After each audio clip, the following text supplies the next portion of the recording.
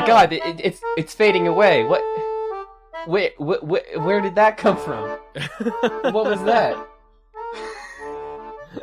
That's me doing an intro because I didn't like what I did before. Oh, that's your intro. Oh, Yeah, your intro and the music fading away. Yeah. Oh, okay. It's the music. It's going away. Wait, hold on. Yeah. Here we go. I'll. Alright. It's already going. The music is going. But that was really nice what you just. I don't mean to I don't want to. The contributions that you gave to the team I are was fantastic. playing along with the music, you know. Yeah. Okay. Yeah. I mean, okay. All right. So, should we jump into this? Well, first off, I should just say hi. My name is David Baxter. Just make sure I get that said because we didn't say that last time. We seem to forget that a lot, but really, names are just an ethereal thing we use to identify ourselves. Do we really need them anymore? They are a construct developed by man. If we took ourselves more in the animal sense and just saw each other as beings, as a collective of other and us, then we would no longer have a need for names. Exactly. There is no me and you, only us and them. But your name though, until we have transcended the need for names. Yes. Until we have transcended the ethereal need for. The ethereal, not that transcendence would put us in an ethereal realm where we don't need it, right? Yeah, I mean, I don't know. Yeah, the human need for identification. My name is Johnny Bartlett. Your sweet hug boy. Is that a thing? Oh, dude, you are a huggable boy. If there was ever such a thing as a hug boy, you would be it, boy. Number one hug boy. Yeah. Oh, dude, and speaking of boys, so the games that we're going over in this bundle, one of them. Warhammer 40k. It'll be one of the last ones. No, it's around the middle. But the orc units in that game, they're all called boys. All of them are boys. I love the word boy. People don't use it in society. Not even as like a gender term, but just as like boy, like as like a term of endearment or like a brain just boys. like a nice thing to call people. The one thing is that I did read a thing recently that I forget the term and I feel bad for it, but it was something about like the sort of male centricity of language that I've sort of been starting to notice a little bit. It's David from the future again, here to let you know the term I was trying to think of here was androcentrism. Anyway, back to the show. I will call anybody bro because we're all bro. Everybody's bro. But then like also it's turning like everything and making it masculine, which is not cool.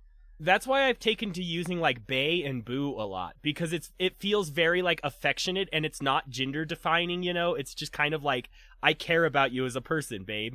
Yeah, and like people kind of shit on those terms, but like I have also used them unironically, and they're kind of nice as just like a general catch-all term that like is gender inclusive of both people and doesn't like specify one or the other. It's nice. Yeah, and I feel like it shows a level of intimacy that's like beyond kind of like buddy. It's like I like folks and y'all are what I've used for a while, but like they aren't perfect. They don't get you all the way there.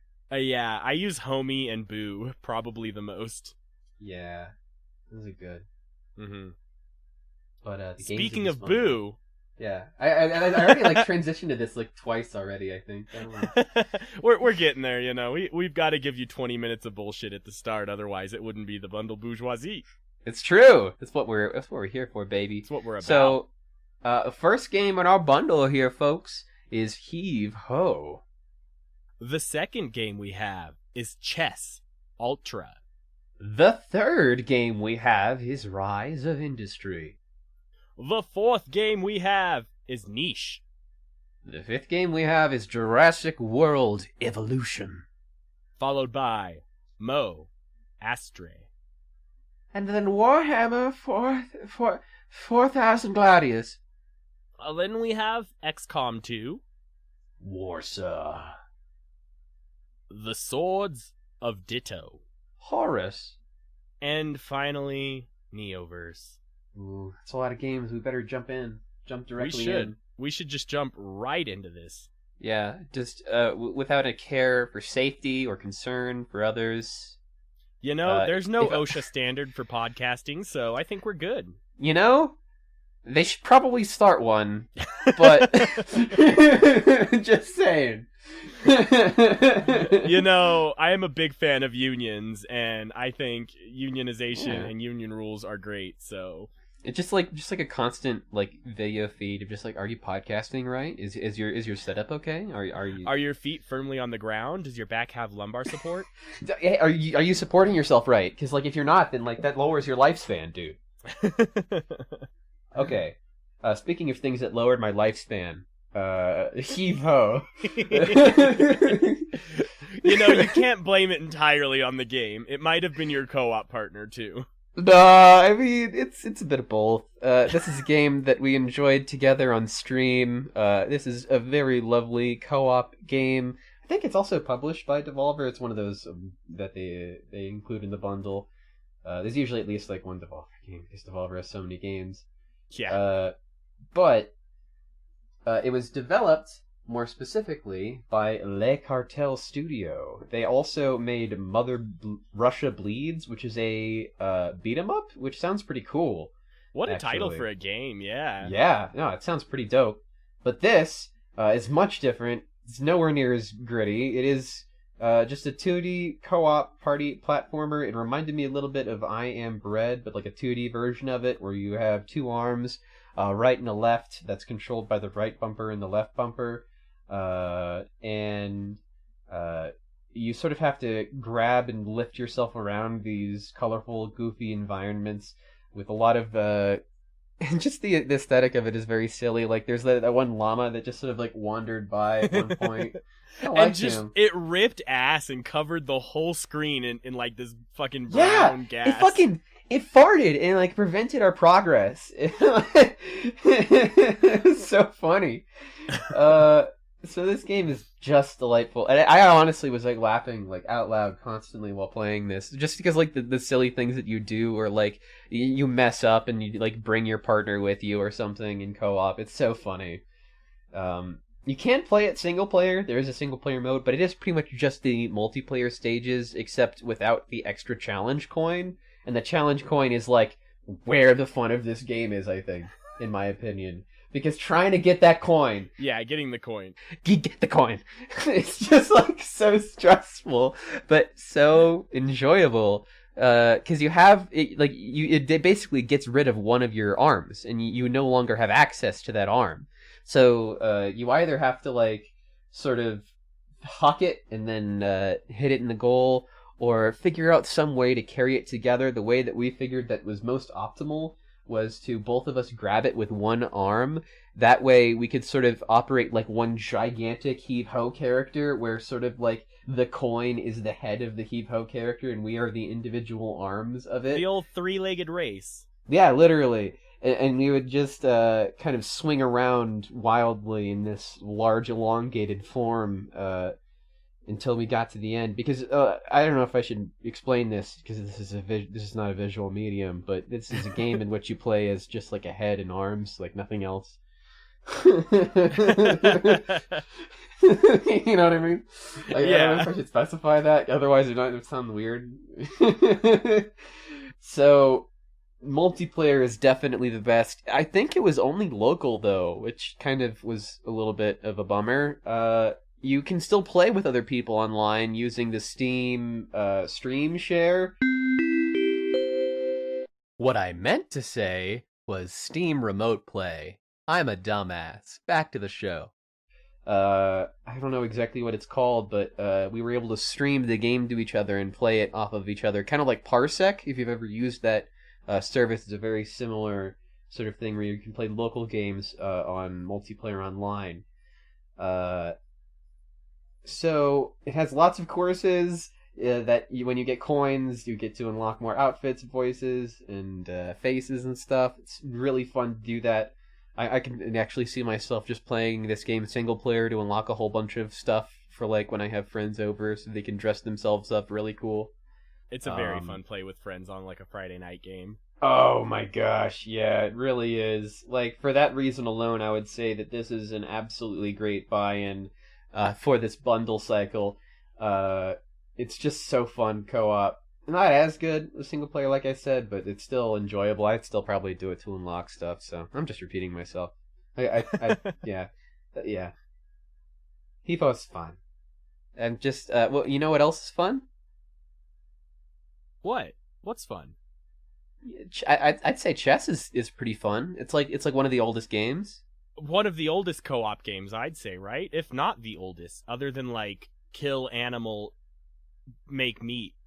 Yeah, I mean, there's like Go, there's Ramshuckle and Who Can Stick, but you know, chess is where it's at.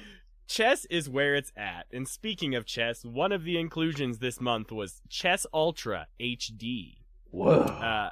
Yeah, HD chess. It's exactly as it sounds. Made by Ripstone, who is more of a publisher than a developer, but they have to get the money to publish from somewhere, and apparently that somewhere is $40 chess skins. It's kind of like the equivalent of the government opening up a lemonade stand instead of paying for taxes from like asking for people for it, you know? It's kind of like that. That is such a good metaphor to describe what's going on here. Yeah. Oh, look, they opened up their own lemonade stand. Oh, man, let's go get some government-funded lemonade.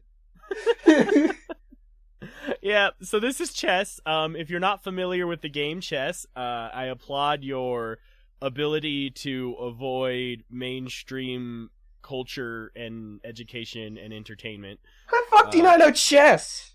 Everybody knows chess. You know, we don't know our audience, you know?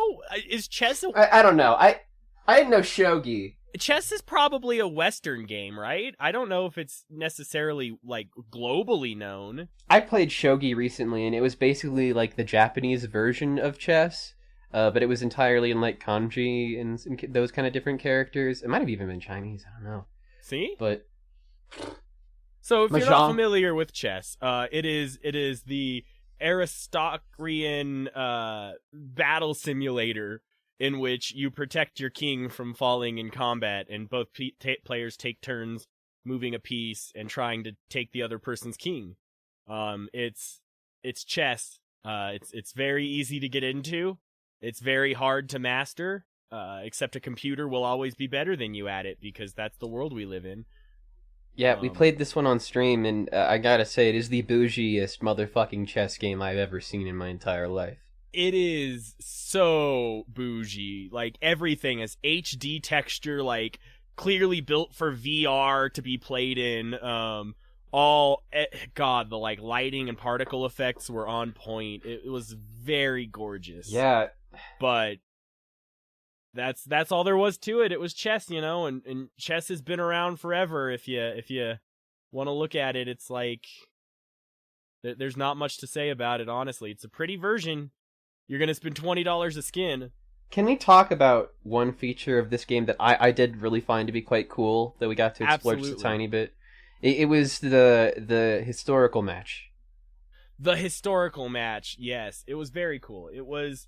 So there's a few options for sort of like solo play, you know, you can play against computers and stuff, and then they had some scenarios set up. And some of those scenarios were historical matches in which they put you at a certain board state during a certain moment in a certain chess game, and your job is to figure out in like 7 moves how this player won the game. The one that David and I did together was the very first recorded chess game ever. The oldest. We played through the last 7 moves of it. And it was really cool. Like, you play a moment of history, and you get to, like, live witness your opponent's mistakes and everything. It's a lot of fun. Like, it's weird playing through these moments with hindsight as well. Like, you have... Right? You don't know how smart the opponent was. You don't know what they were doing, if they tripped up or anything. You spent so long this guy spent just trying to figure it out legit, and like I was just giving him like clue after clue of just like, no, you have to do something else, and it turns out the correct play was a misplay.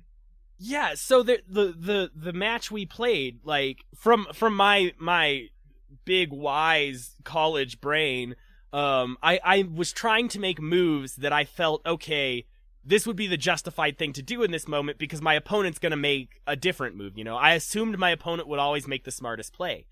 But then I made a move but the actual move was one in which your opponent responds with a less optimal play, opening them up for check. It's really interesting because, like, I guess theoretically that's how you win every game of chess in the end.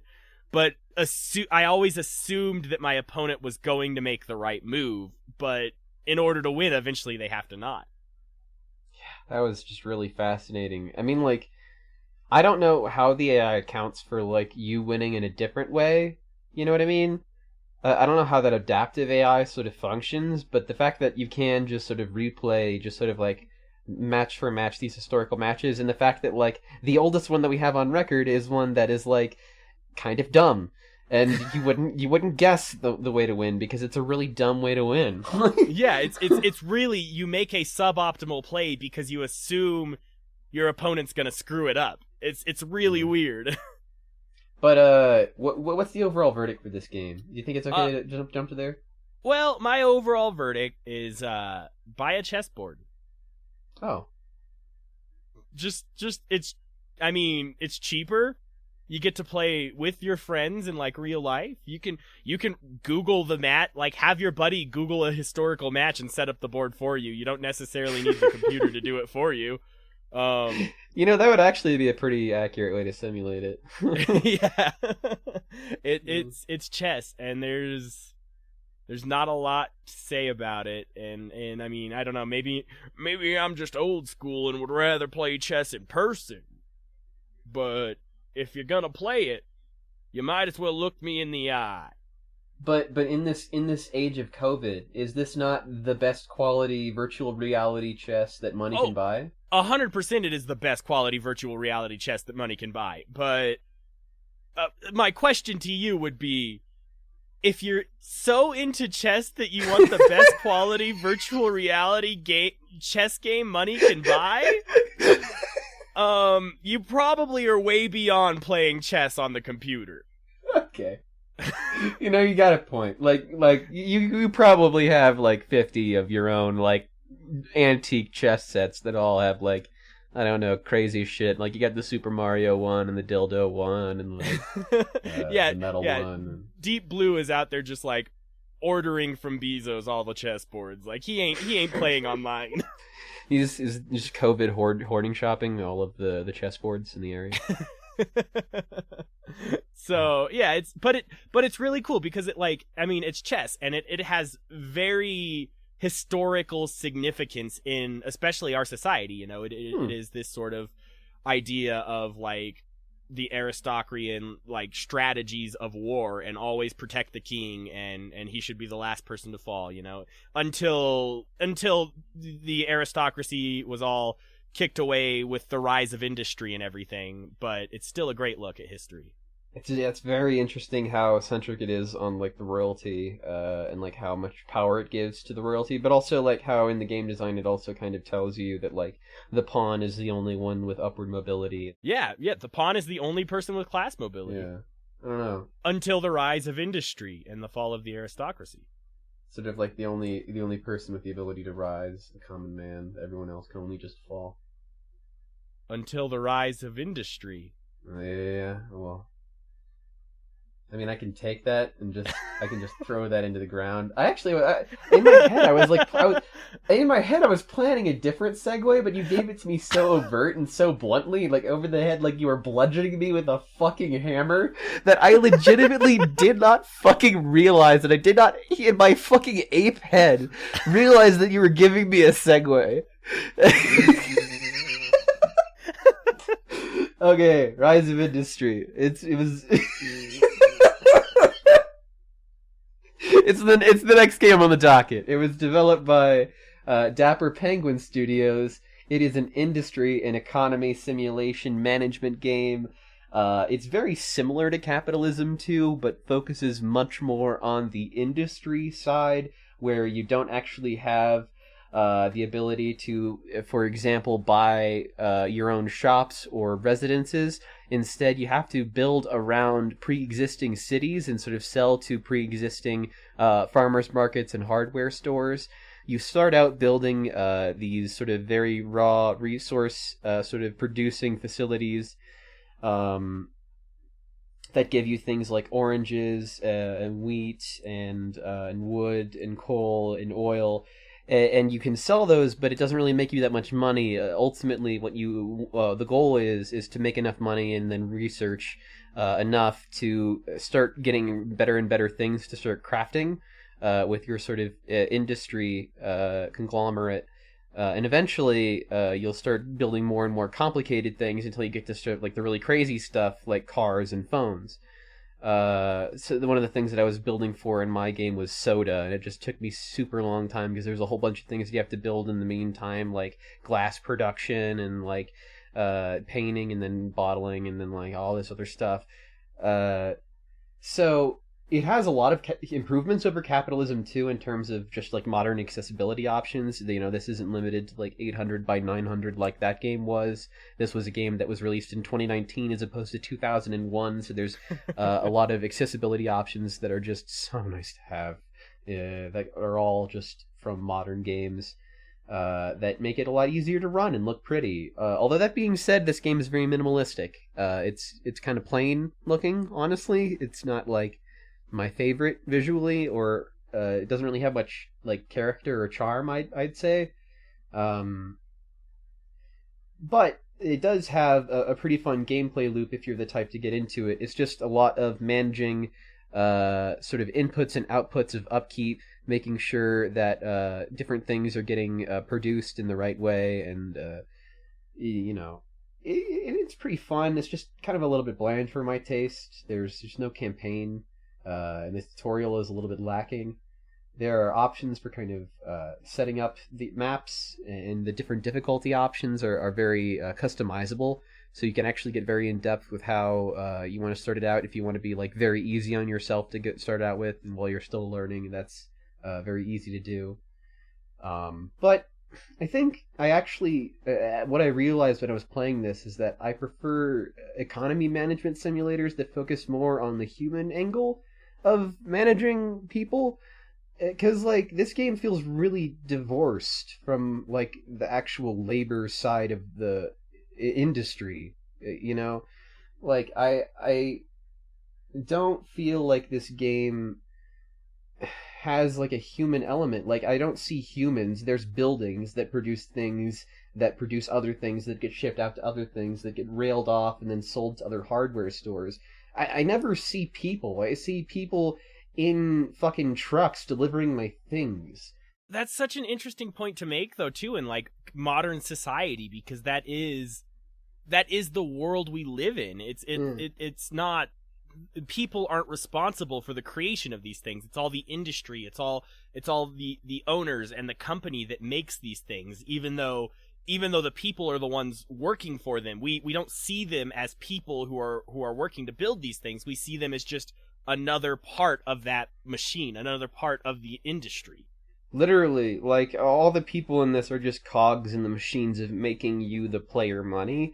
And, like, that's, I think, why these kind of games make me a little bit uncomfortable, is because it's completely divorced from the human angle. I really enjoy games like Tropico that force you to both engage with the economic aspects, but also the political ramifications of it, and sort of trying to make a group of people happy and keeping them happy, while also trying to fulfill all of the societal goals that you have, like free healthcare and stuff like that. You really need to play Frostpunk. I do! That's one of the things that I think after we have more time in between bundles, I'm going to try to play it. I have it installed on my computer. It's the exact opposite of that. It is literally managing the people while trying to make things continue. Yeah, that sounds way more interesting to me. Like, and making it a human story rather than a story about production is just so much more fascinating to me. Mm-hmm. So I would say that if you wanted to try this game, go for it. Like, the developers seem to be pretty avid and like adding more to it. It was released in 2019, but it seems like from the videos that I watched that they've been adding a lot since then to sort of make it bigger and better. But I personally did not enjoy it. It's not for everyone. So if you are into it, give it a shot. Otherwise, maybe just watch it as it develops a little bit more.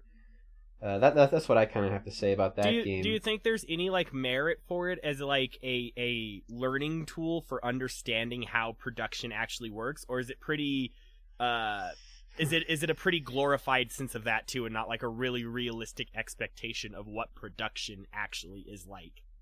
I think that it has a good sense of the sort of system of it.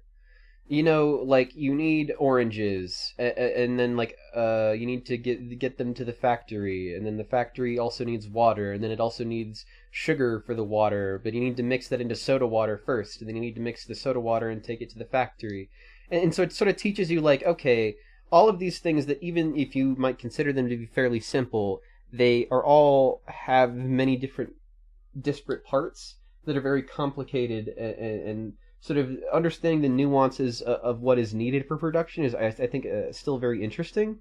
But at the same time, I would say that Capitalism 2 and the Capitalism 2 mod with the lab, if that is as good as I hear that it is, might be a better overall representation for educational purposes. Okay, that's totally fair. But if you wanted to play like a fun game, I feel like this is a lot easier to get into because the systems and UI are a lot... I'd say more accessible to a modern audience, but there is still a lot of some UI problems, I'd say. Not a lot. Just like there's a lot of windows that come up a lot, and they often come up in the same place, and it's just like I keep wanting to move it and not having it show up in the same place, but it does, and it's kind of annoying. But other than that. Okay. So there's a little niche for it at least. Yeah, you know, there's a niche for this kind of a game. Speaking of niches, you know, these segues are gonna get real good eventually, guys. You just like what I love about that segue is that you basically just like fucking did like one of those like Mortal Kombat like to the segue, just like you just gripped it and you took it by the reins, man. I love it. There was a little lull, so I was like, all right, this is the point. No, that was good, man. I'm glad that you're getting my energy. We're starting to get better. But I do love just making you sit there and suffer. It's so great. It is fun. It's all in good fun. There's this moment where you finish talking and you just kind of like wait for me to start talking. I love it. And then you realize what I'm doing. Yeah. It's beautiful. Never change. Thanks. So Niche is a game created by Stray Fawn Studios. They also made Retimed and Nimbatus, two other games that I've never heard of, but they look pretty interesting in the sense that I looked at the developer page, so don't quote me. Wow. I'm honest at least. Niche, it's a genetic survival game, and it is a survival game in the sense that it is boiled down to like the core essence of survival. You do 3 things in this game. You eat, you sleep, and you fuck. And that's it. Like that is all there is to the game. The only things you have to manage is your food intake and how long you're surviving, because you have to continue to propagate your species, otherwise you'll go extinct as you're trying to like travel across different lands and make it back to your home island. So yeah, it's a very essential and core look at sort of Darwinian evolution at its core. It's a lot of like you have the whole game is like just this rudimentary look at genetics. You have just like gene splice or gene mutations. So all of your little creatures, your little fox boys and girls, have 2 different traits that you can put as their dominant trait for genetic mutation, so that your offspring are more likely to have those traits. So if you realize that, like, the island you just went to has heavy weather and it's a very cold island, then you want to give your children the best chance of surviving, so you might give them thick fur. You might make that your genetic mutation. And so you give them thick fur, which increases their cold resistance, so your children can survive in that weather. It's a very interesting look at the evolutionary process in the sense that, like, the player gets to control it and dictate sort of the genes that are passing down, but you still get that look at, like, your family tree and the way the genes are passing down, and like they're not guaranteed to mutate or anything. Right, and you sort of have to do like, does this sort of obey by like the same laws of genetics as like the sort of like the Mendel square? Like, could you kind of like have that sort of Mendel square out and kind of like try to sort of plan out a strategy here? 100% you can plan it out. Yeah, you can, and that's like that was kind of my core strategy. Is my initial group of offspring I tried to make as good as at gathering as possible. So before I got into the harsher climates, I would have enough food stored that I could get through them easier without having to worry about foraging or looking for food. I could just produce offspring at that point that were able to survive cold weather rather than worrying about food because I had enough saved up from my earlier generations. Interesting. Yeah, it was really interesting. I like it for the sense that, like, the simplicity of it. It doesn't try to be anything extravagant or more than it needs to be. It's just kind of like, these are sort of some modeled ideas of evolution and genetics, and like, let's just make it into an interactable experience, you know? And so that's what they do. Like, the whole thing is sped up by, you know, rather than things living 10 years, you live 10 turn cycles, but it's great. And there's this really interesting connection that I made that is probably my proly brain jumping to conclusions that we shouldn't be jumping to when analyzing art. Okay, tell me your completely biased viewpoint about this piece of art, please. This is my biased viewpoint about this piece of art. You get 3 actions per day. Now, I may be interpreting here a little bit, but obviously 3 actions. Well, a day is divisible by 8, so that's roughly 8 hours a day, right? Mm-hmm. So genetically, right, we as species probably spend about 8 hours a day feeding ourselves, 8 hours a day propagating our species, and 8 hours a day, you know, just doing whatever the fuck we want, you know? Okay. So the whole, you know, 8 hours a day to feed ourselves, so 8 hours for work, 8 hours for sleep, and 8 hours for whatever the fuck we want, you know? That'd be kind of nice. It's just an interesting balance of, like, the ideas of how much time we should be putting into the work of survival versus being able to screw around. Huh. That is interesting. Totally. I keep saying that, but like, I think the totally nothing word, but like, the thing that I was kind of wanting to say earlier is that this at least kind of looked a little bit goofy to me. It kind of reminded me of Spore a little bit. It 100% feels like, but in the sense that it's a very watered down version of the point and spur between galactic colonization and the single-celled fish people kind of part. So when you're like on the islands in the character creation and you're wandering around looking for mates, it's purely that part of Spore. It's just like that first tribal phase, just kind of extended out to a full game about genetics. Exactly. So it is very much just the fundamentals of it. Okay. Which is kind of interesting too, though, because it's like, it's that idea of as playing the game too, as like an objective, you know, viewer of the game and watching this genetic experience, you realize like there's a point where, oh, my species has enough food to last 6 generations, so now my species just doesn't have to worry about gathering food, so they can spend their time doing other stuff like exploring new islands and expanding their lines and stuff and their lineage and their family and stuff. So it's a really interesting look about the necessities of life as well, and like what, as we develop more necessities and stockpile them, it gives the species more room to expand and more room to explore other means rather than just survival. One thing that I am kind of curious about that just kind of weirdly popped into my mind from what you were talking about, this might sound out of left field, but like, is this game like does it have like a bit of a eugenicist to take? Is it like a little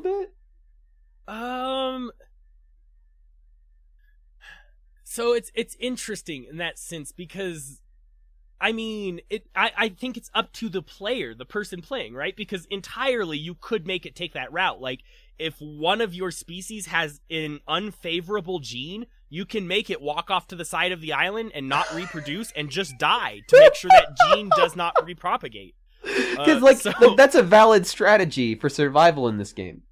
It's a very valid strategy. Like, at one point, one of my guys got sick, and none of my other species had immunity or cold resist, or, like, any sort of, like, sickness resistance. And so, the solution was to just isolate it on the other side of the island. Huh.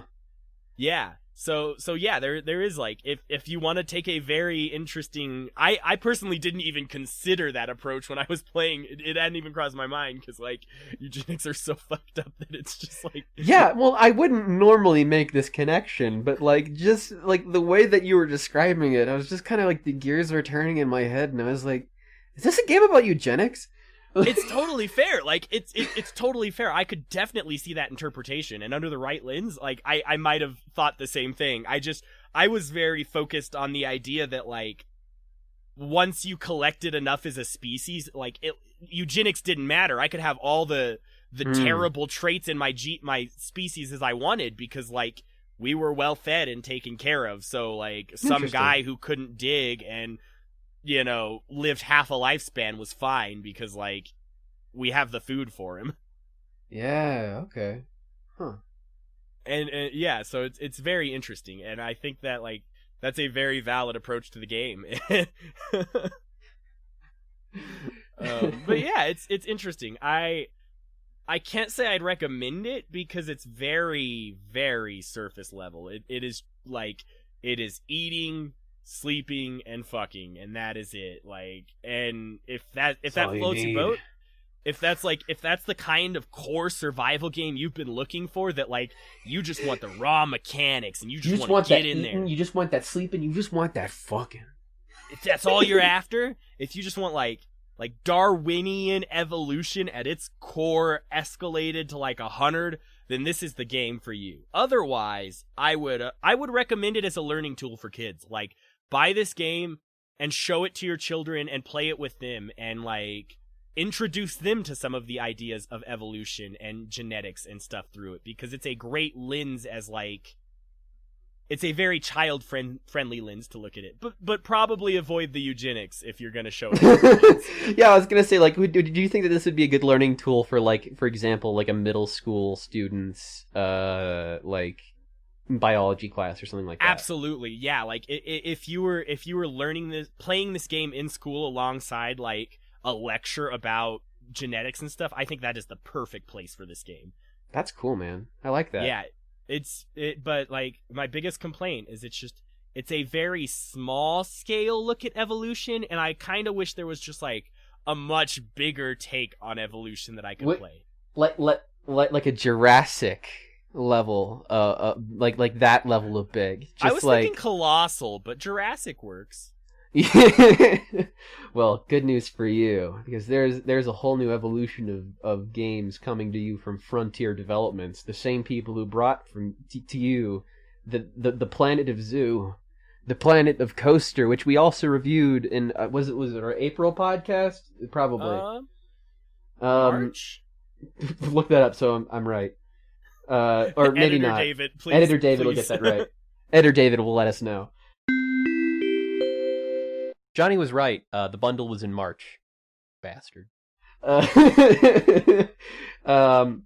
So we covered Planet Coaster, Lost Winds, and they also made Elite Dangerous. So that's crazy. I could not believe that. That just, like, blew my mind. So this developer and the game that we're talking about today is Jurassic World Evolution.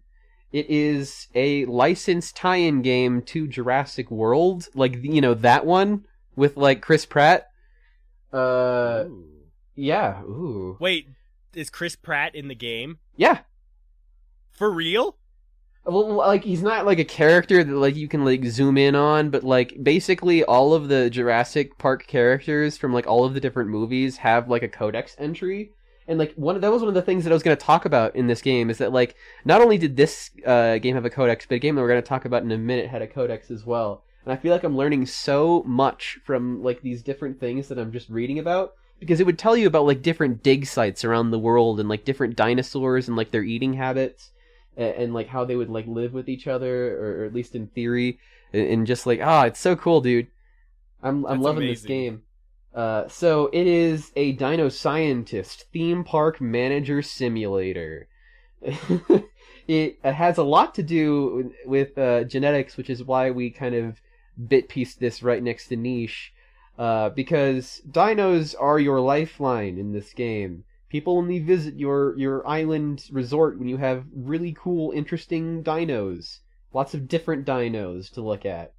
Literally, like, I started out in this one map that was just like an abandoned theme park. That was like one of the 4th islands, I think.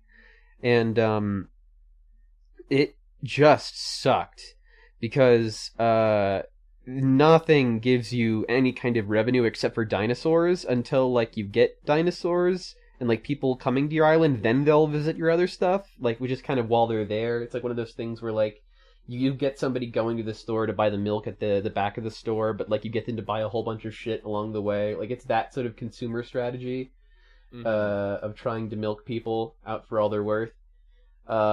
The graphics in this game were very good. I do need to upgrade my PC so they look better. The footage was a little bit of a struggle to capture for this one. But the interesting thing about this game is dino management and dino breeding. You get to sort of breed a whole bunch of different strands of genetics into your dinos. You can research different upgrades that are like shark DNA for long-lasting age and hard skin. Tortoise DNA for also the same thing. Those are the two that I use a lot.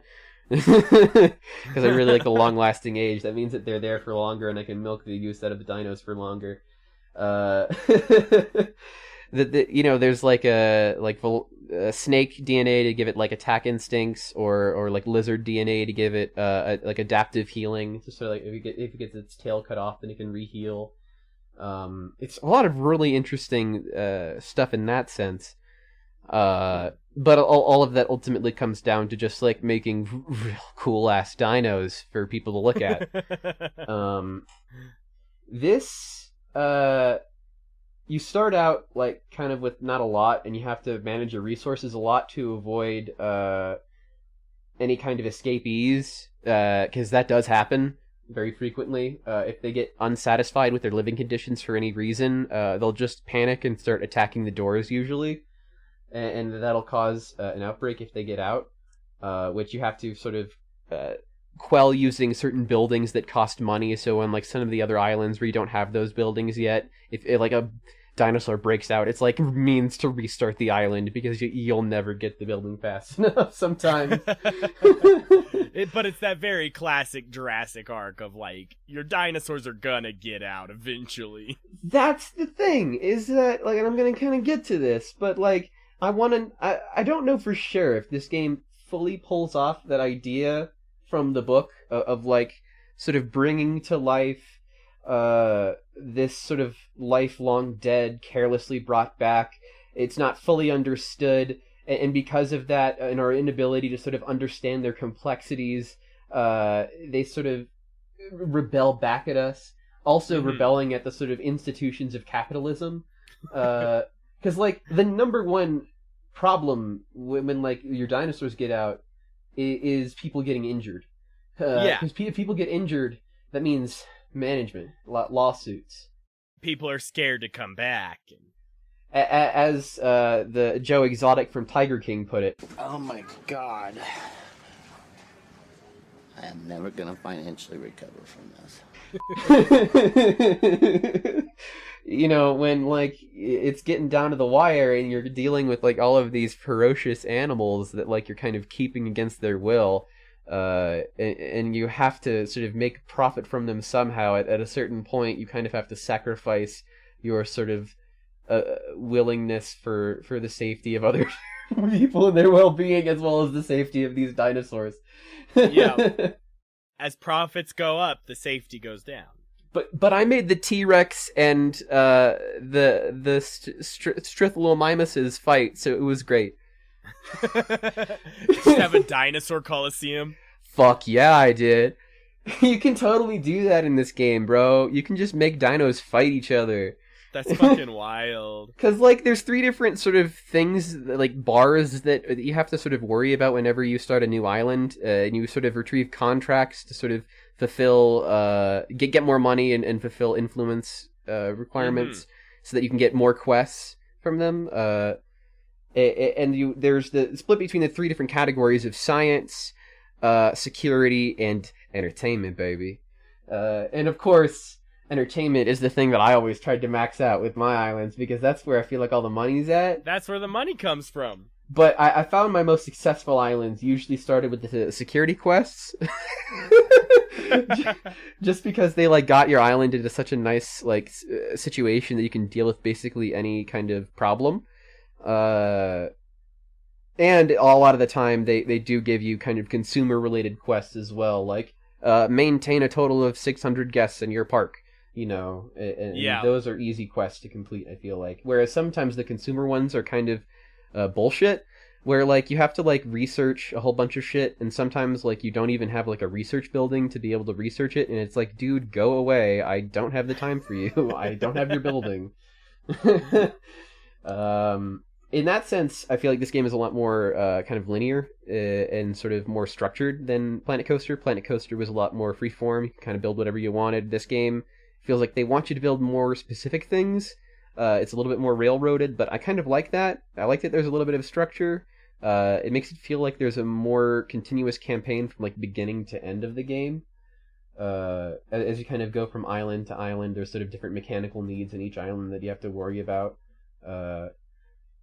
And yeah, at the end of the day, though, I wonder how much it fulfills on that idea, because like there are ways that like you can kind of not understand the needs of the dinosaurs. Like, for example, if you don't produce 2 of the same dinosaur, they will get lonely.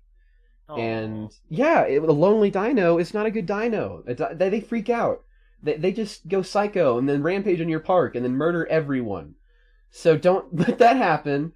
You also have to like worry about storms and stuff like that. And so like you have to have storm shelters in case a storm comes by. Everyone like packs into the storm shelters that you place around the different island.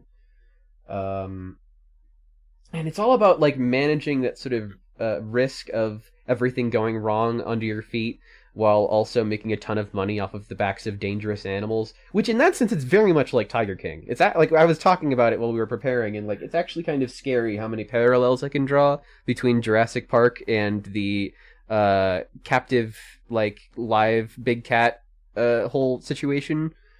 Yeah, it's the exact same. It's just not extinct animals, or well, not extinct yet animals.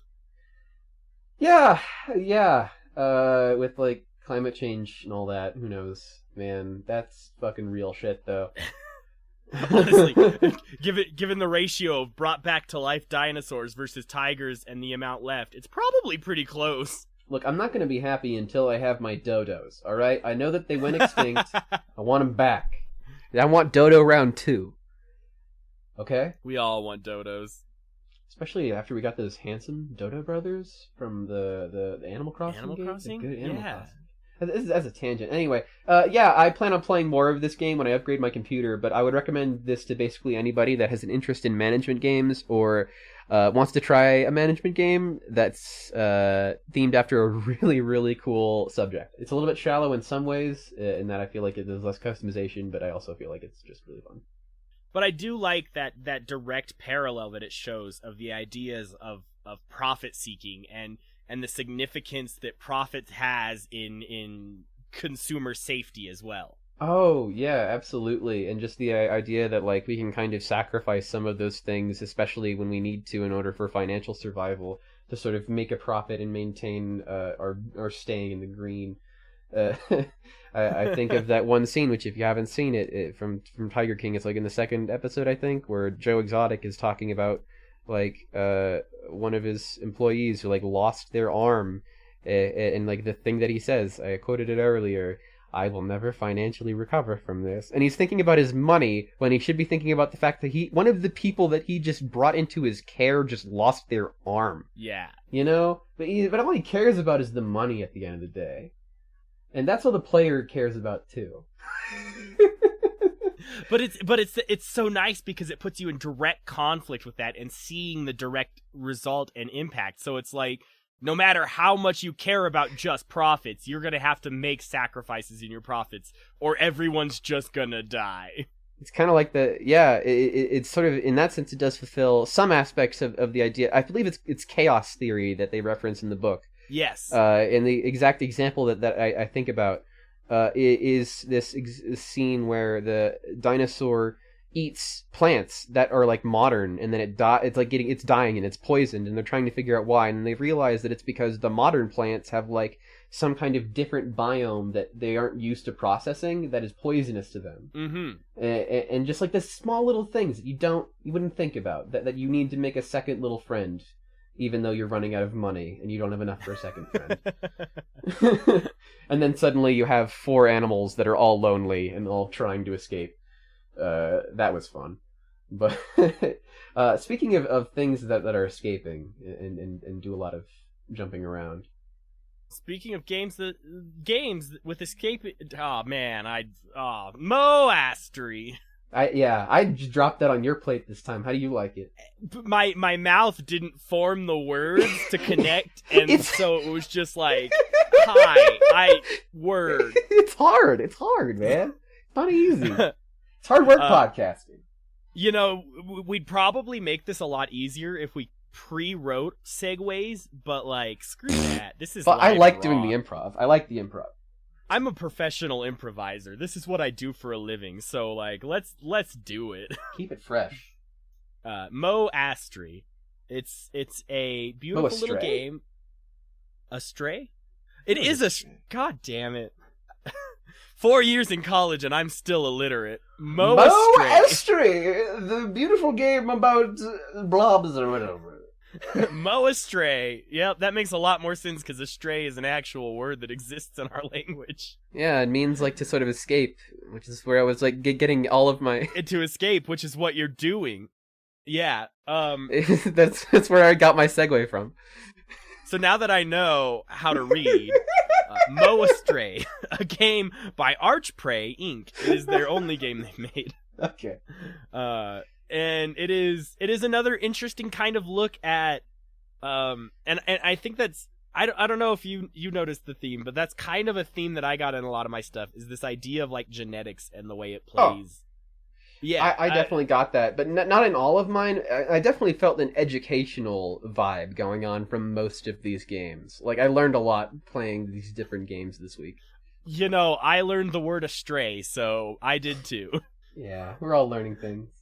And it's the best way I can think of describing this game is a sort of Portal-esque puzzle game, in that sense that like Portal is a puzzle game with a singular core mechanic that you use to solve all the puzzles. It's the gun. Even in the action sequences, you're using the puzzle component, the gun, to solve and figure out the action sequences. What is the fundamental mechanic of this game? It's not portals, is it? It's not portals. It is jumping on heads. Oh. So Mario. Mind control, in a sense. Like brainwashing. So Mario! Yeah, you know the infamous Mario raccoon suit that allows you to brainwash the Goombas? No, I'm talking about Odyssey, bro. Wait. Was that an Odyssey? Yes, Odyssey. I was just like, you're scraping my brain. Just like... I was leaving that one fielded because I forgot about Odyssey, and as soon as I was halfway through my dumb raccoon joke, I remembered it, but I was too committed to that to be like, oh, Odyssey, that's right, that existed, where the core mechanic was brainwashing enemies with a hat. You just ran with that goof right off the fucking cliff into a fucking pile of spikes that explode. Yep. So the infamous Raccoon Mario. But yes, so the core mechanic is brainwashing. You jump on. I keep calling it brainwashing, but you don't brainwash. Like, you just mind control. But the two are sort of synonymous. Yeah. So you jump on the enemy's head, and then you control the enemy when you're on their head. Like, you can move them left and right. You can make them interact with things, and they're like things you can't interact with as a weird little slime ball. So it's how you like get through doors and stuff. You open the door with the enemy that you mind control. And it's interesting because all of the lore pretty much is contained in this sort of like contextual environmental storytelling sense. In that, like, most of the stuff you find out is from the things you read of the mind controlled enemies, because every time you mind control an enemy, you can also read their last thoughts. And so you get these little pieces of stories that happen to all these individual people in the game, and that like lets you build an idea of what happened in this world. So it's really interesting. There's each person that you read their mind it has something else to say. Like, there's this one species of creatures that are like these weird little potatoes with spikes on their back, and every single one of them was a child in their previous life.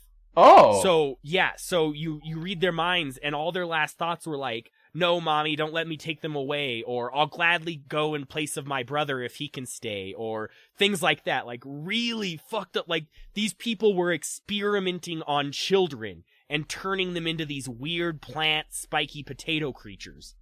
And it's fascinating because you find out that, like, that's what was happening in this world, is that, like... Is that what your character is? Your character's just this weird slimy ball. But, like, is this slimy ball made from, like, these sort of weird test subjects that, like, went wrong? I don't know. I didn't get to a point where they explain your character's existence. You just kind of, like, pop into it. You were created, I guess, sort of ethereally by the main, like, protagonist that you're trying to save. But, yeah, so this whole world is these scientists were experimenting with this, like, plant. And the plant ended up turning people into these weird zombie things. And so you find out that, like, the scientists were pushed too hard to, like, weaponize it, sort of, and it started to get loose, and then everyone started to get infected by it, and so the higher-ups just started, like, leaving and abandoning all these people there as they were being infected and overran by this plant, these spores that turned them all into these zombie things. It's fascinating. It's really cool. There's so much hidden contextual lore that, like, I eat that stuff up, man. Like, that's one of the reasons why I really enjoy the Dark Souls games, and also why I really enjoyed Hollow Knight, because they're kind of good for similar reasons. Yeah, I love these games that, like, they're not up front. They just sort of let you experience the game, and you as the player have to piece everything together in this, like, giant puzzle. I feel like a conspiracy theorist in my head, just, like, connecting strings as I go along the game, and I'm like, oh, this person referenced this, and then this guy over here said this, so, like, those two people were connected in this way. But yeah, it's fascinating. You know, the reading minds mechanic also kind of reminds me of a game. Have you ever played The World Ends With You? No. It's a game for the DS that was an RPG that was very fun and very stylish. But one of the mechanics in it is that, like, you are like a ghost that kind of lives in, like, this kind of Shibuya district of Japan, and you're trying to get back to life. But while you're kind of running around fulfilling all of these death game things, you can also read people's minds, and you get, like, one sentence quips. And you could sort of, like, use that to sort of, like, fill in, like, sort of lore about, like, the world around you, and sort of, like, different local happenings and rumors and stuff like that. That's exactly what this game is like, yep. Yeah. That's a mechanic that I think is really cool. I really enjoy it when games do that. I do too. I think it's a great way to open up that space of just, like, a single character's perspective is so limited. Mm-hmm. And so you see, instead of, like, one character's perspective figuring it out everything, you get 1,000 perspectives piecing it together from all angles. Yeah. That's it's really cool. To explore. Yeah, so this game and beyond like the great storytelling, it does a good job like talking about how far we're willing to push science in our society, and is the scientific understanding and development and advancement worth risking our lives and dying for, and should we experiment on children, which thankfully is like a hard no in most societies nowadays, because it tore me apart hearing the fucking child's like cries as like they were turning into these creatures, and like their naivety and their confusion, because there were some that you'd read their mind and it was like, my back hurts so much it keeps bleeding and I can't lay on my back, I have to sleep on my stomach now. Referencing the spikes that were starting to grow out of their back as they became these potato people. Jeez, I want to play that. It's a really great look at some of those themes and ideas behind the price of progress and how much we're willing to sacrifice or destroy to advance ourselves. Cool. Would you recommend it? I think it's a great environmental and storytelling game, and so if you're really into those kinds of games and you like games like Portal and such, then I think it's a phenomenal pickup, and it's a great sort of rudimentary puzzle game.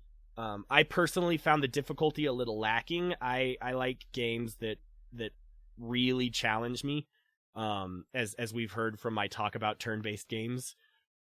So I personally was having a really hard time like getting into it because I was playing it very passively. I wasn't really engaged with it. But if you're looking for a very low-key sort of chillax game that you can kind of play passively and just take in the world and the story and everything, then I think it's a fantastic game for that. Hell yeah. Hell yeah. It's the boys. It's time for the boys. It's the boys. The boys. The boys are here. Oh, we've made it. Wait.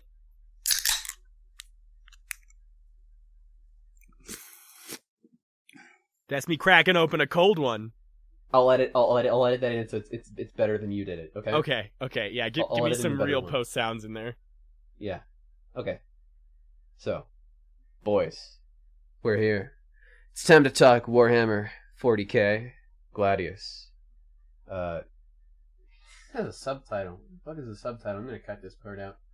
The subtitle of Gladius being Relics of War, and I definitely didn't have to pause to look that up. All right. He paused. I don't know how much of it, I don't know how much of it he's editing out, but we were just sitting here for a good 6 minutes in silence. You hush, boy. Speaking of boys. This is a game for fans of 4X strategy games, such as Civilization.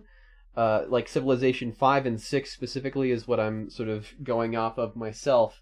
And if you've never seen or heard of 4X, or you just need a reminder what it means, what it stands for, or the 4 X's: explore, expand, exploit, and exterminate. I'm so glad you explained that for all the viewers out there that didn't know what that meant. I didn't know. I felt like a dumbass. Also, you didn't know. I definitely, I knew that already, 100%. None of us knew. Hopefully everyone learned something. But I'm so glad that all of our viewers now know. Sorry to out you there. Okay, anyway. So...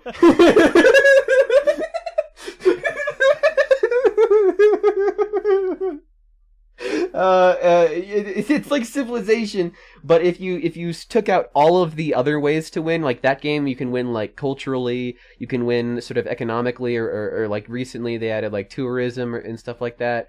But in this game, you win just by combat. It's the only way to win.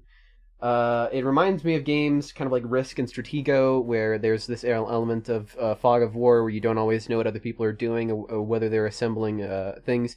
But it's also kind of like the Age of Empires sort of thing, where you start out very small and you end up growing very, very big. Because it's turn-based. Also, I go hard on these like turn-based 4X games. Civilization 5 was actually my very first PC game on Steam. That's a fun little fact about me, is that I really, really enjoy those games, and I can just easily lose hours and hours and hours playing that late into the night. And that happened with me with this game. It was like, oh, suddenly it's 3 a.m. And I didn't realize because I hadn't looked at the clock in like hours. It has somewhat lacking variety of tribes to choose from, but even though that is the case, each sort of tribe is very different from the other,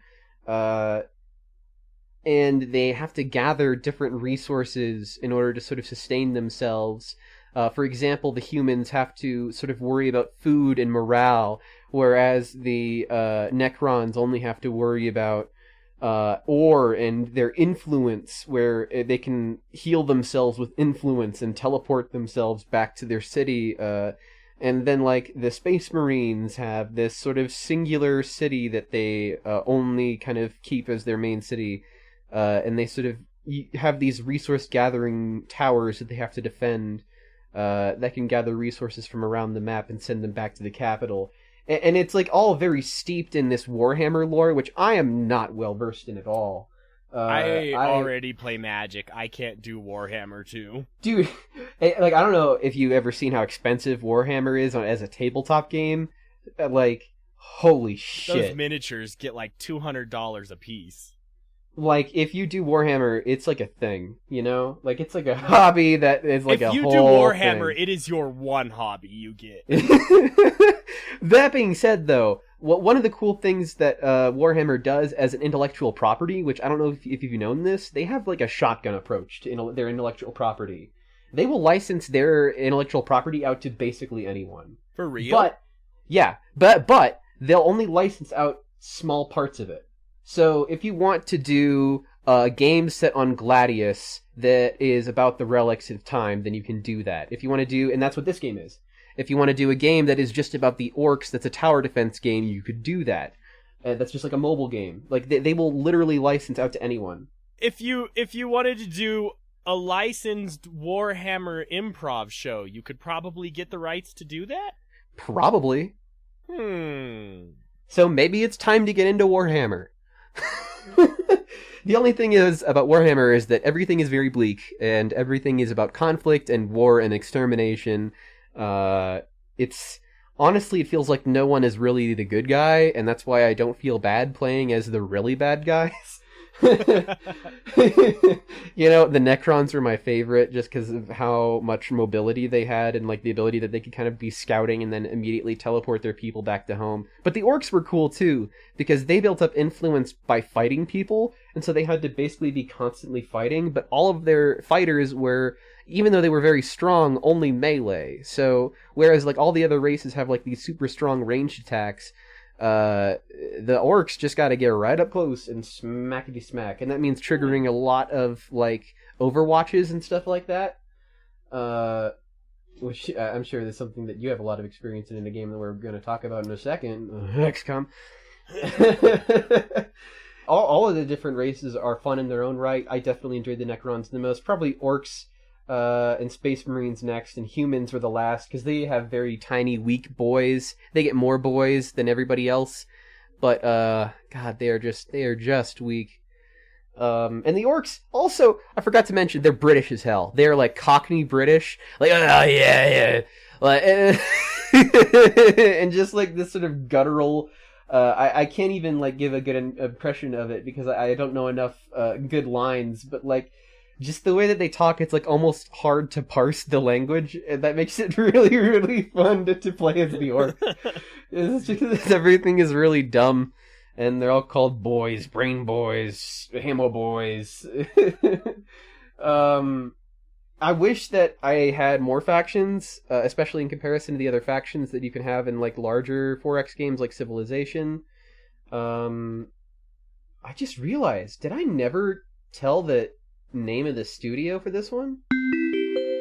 We didn't mention the company name because we're goobers. The name of the company is Proxy Studios. Because they also did a 4X game called Pandora before this, and I think that's probably like where they got their tech for this video game.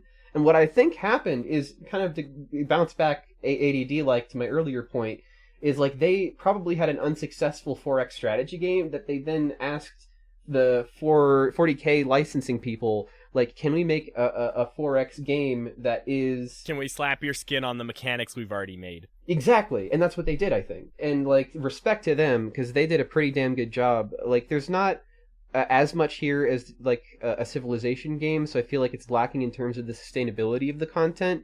But there's 3 DLC Civilizations that you can get. They are a little bit expensive, but I might pick them up on sale, because honestly... I feel like with all of the different factions, this would be a really, really fun game to just chill out and relax to for a bunch of hours. Yeah, that's my kind of opinion about that. Anyway, remember that like Overwatch thing that I said earlier? Let's get back to that. Yeah, so it's a sort of lane-based shooter in which you can counterplay against your opponents by selecting different characters at any point. You know, I'm partial to Winston. I like Junkrat. But... Yeah. No.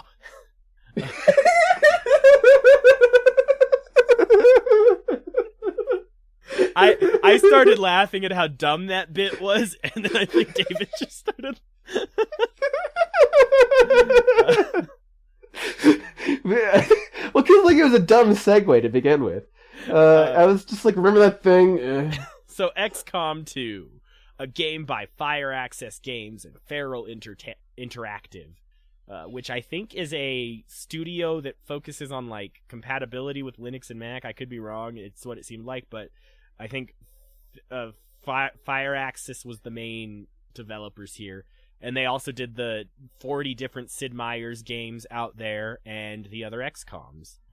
They have a very specific niche that they do, and that's like top-down turn-based tactics games. Strategy, baby. Arguably, XCOM is the top-down turn-based tactics game. I mean, it has defined the genre in ways that others have not. Most, you describe a game as XCOM-like now, not top-down turn-based tactics game anymore. And that was since 2013, since the reboot came out. This has been a game franchise though for a very long time. I don't know if it goes back to DOS like that early, but It's true. XCOM UFO Defense, as it was called in North America, was first released in 1994 for MS-DOS and Amiga, and also for the PlayStation in 1995, a year later. It's been around for a very long time. Its presence in the sort of video game industry as like this tough-as-nails, hardcore game where like you can just lose your people forever. That's always been a thing. And it is tough. I spent so many times restarting levels because the idea of death is existentially terrifying to me, so I could not lose my members. So I would reload levels 40 times in a row and then just reposition someone by 1 square and hope they live this time. A lot of this game is just making rolls that, like, over time, the amount of time that you do it, it just... Eventually, you're bound to fail. You just have to fail. The game has taught me you miss 98% of the chances you don't take. 'Cause, like...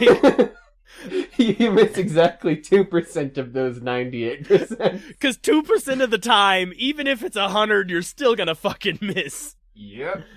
This game just, like... It solidifies the idea that, like, statistics are not guarantees. It is all just chance.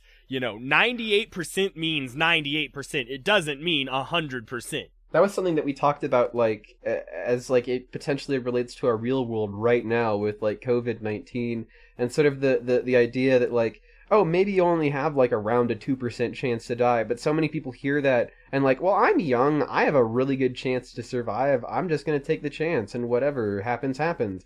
And it's like, well, first off, you could spread it to other people, which that in itself is bad. But also, you're still taking that 2% chance. Yeah, like, 2% is still arguably, like, probably more than you want to take in a lot of cases. Like, that is the thing. We as, like, humans are so inherently designed to, like, round up and sort of, what's the word I'm looking for? Finish the spectrum. Like, draw that conclusion. Like, we see 98%, and in our heads we go, that is a high enough statistic that I can assume it's 100%. Like, we make that assumption, But you can't. It is still only 98%. You look at 2% and you go, oh, that's only 2%. I can assume that's 0. But the reality is it's still 2%. You know, it's insane. And like, there are times I found in this game that I was like, well, it's a 46% chance to hit. That 46% is worth it in this scenario. Like, if I don't make this hit, my teammate dies. So I just have to take the chance. I have to take the shot. Like, it's not gonna get better. It's not suddenly gonna be 80%. And even if it was 80%, that's still pretty low. I have gotten into such stressful situations in this game. I've not actually played the second game. I've played the first game. And in that game, most of my friends died. and like, I tried like redoing it a bunch, but like after a certain point, it just becomes tedious. Yeah, I was getting so frustrated at constantly restarting because like I just can't accept the loss.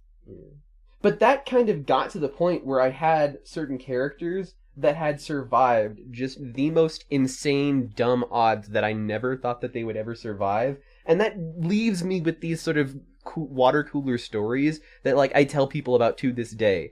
Like, about how my friend Marshall was, like, literally just a fucking tank everywhere he went with a shotgun. He would walk in, bam, everybody's dead. And he would dodge every shot. He would walk in with the most health, and he would never go down. Every single time I replayed that game, he would always be that character. For some reason, whenever I remade him and I restarted the game, he would continually be that guy who was like the point person, who was totally badass and took every chance that would never work out, but worked out anyway.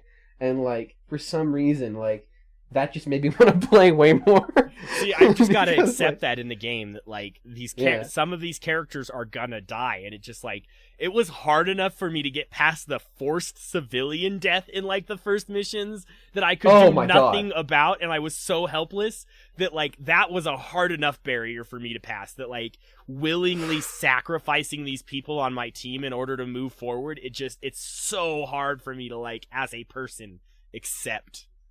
So many of the battles in XCOM are losing battles, especially in the first one, where like you put out one fire and then two more spring up, and it's like you just can't save everyone. Yeah, you just can't. So to spring off that idea of the first one, right? The first one, from what I gather, I never played the first one. I've only played the second one, so we've got both halves of the story. But from what our lovely David tells me, it was about this alien incursion. And they sort of basically infiltrate and take over the world in a sense after they invade. And the whole game is trying to fight them back and keep them at bay, right? Yeah, and it basically goes from like normal business to like the first invasion to like the whole world is invaded. Yeah, so this game picks up where that one leaves off, and the world has been taken over by these aliens. Like they are fully in the governments. They are running it. They're walking around in the open now because everyone just accepts that they're here. But they control the predominant, like, they control the Earth's media and their governments, and in turn control the people because of it. So you are forming a resistance, like you're building this coalition to fight back against these aliens and try to take back your planet. And I find this like super interesting. We kind of talked about this with Hitman last time, and this idea of building a resistance and what that means and how we do that as people.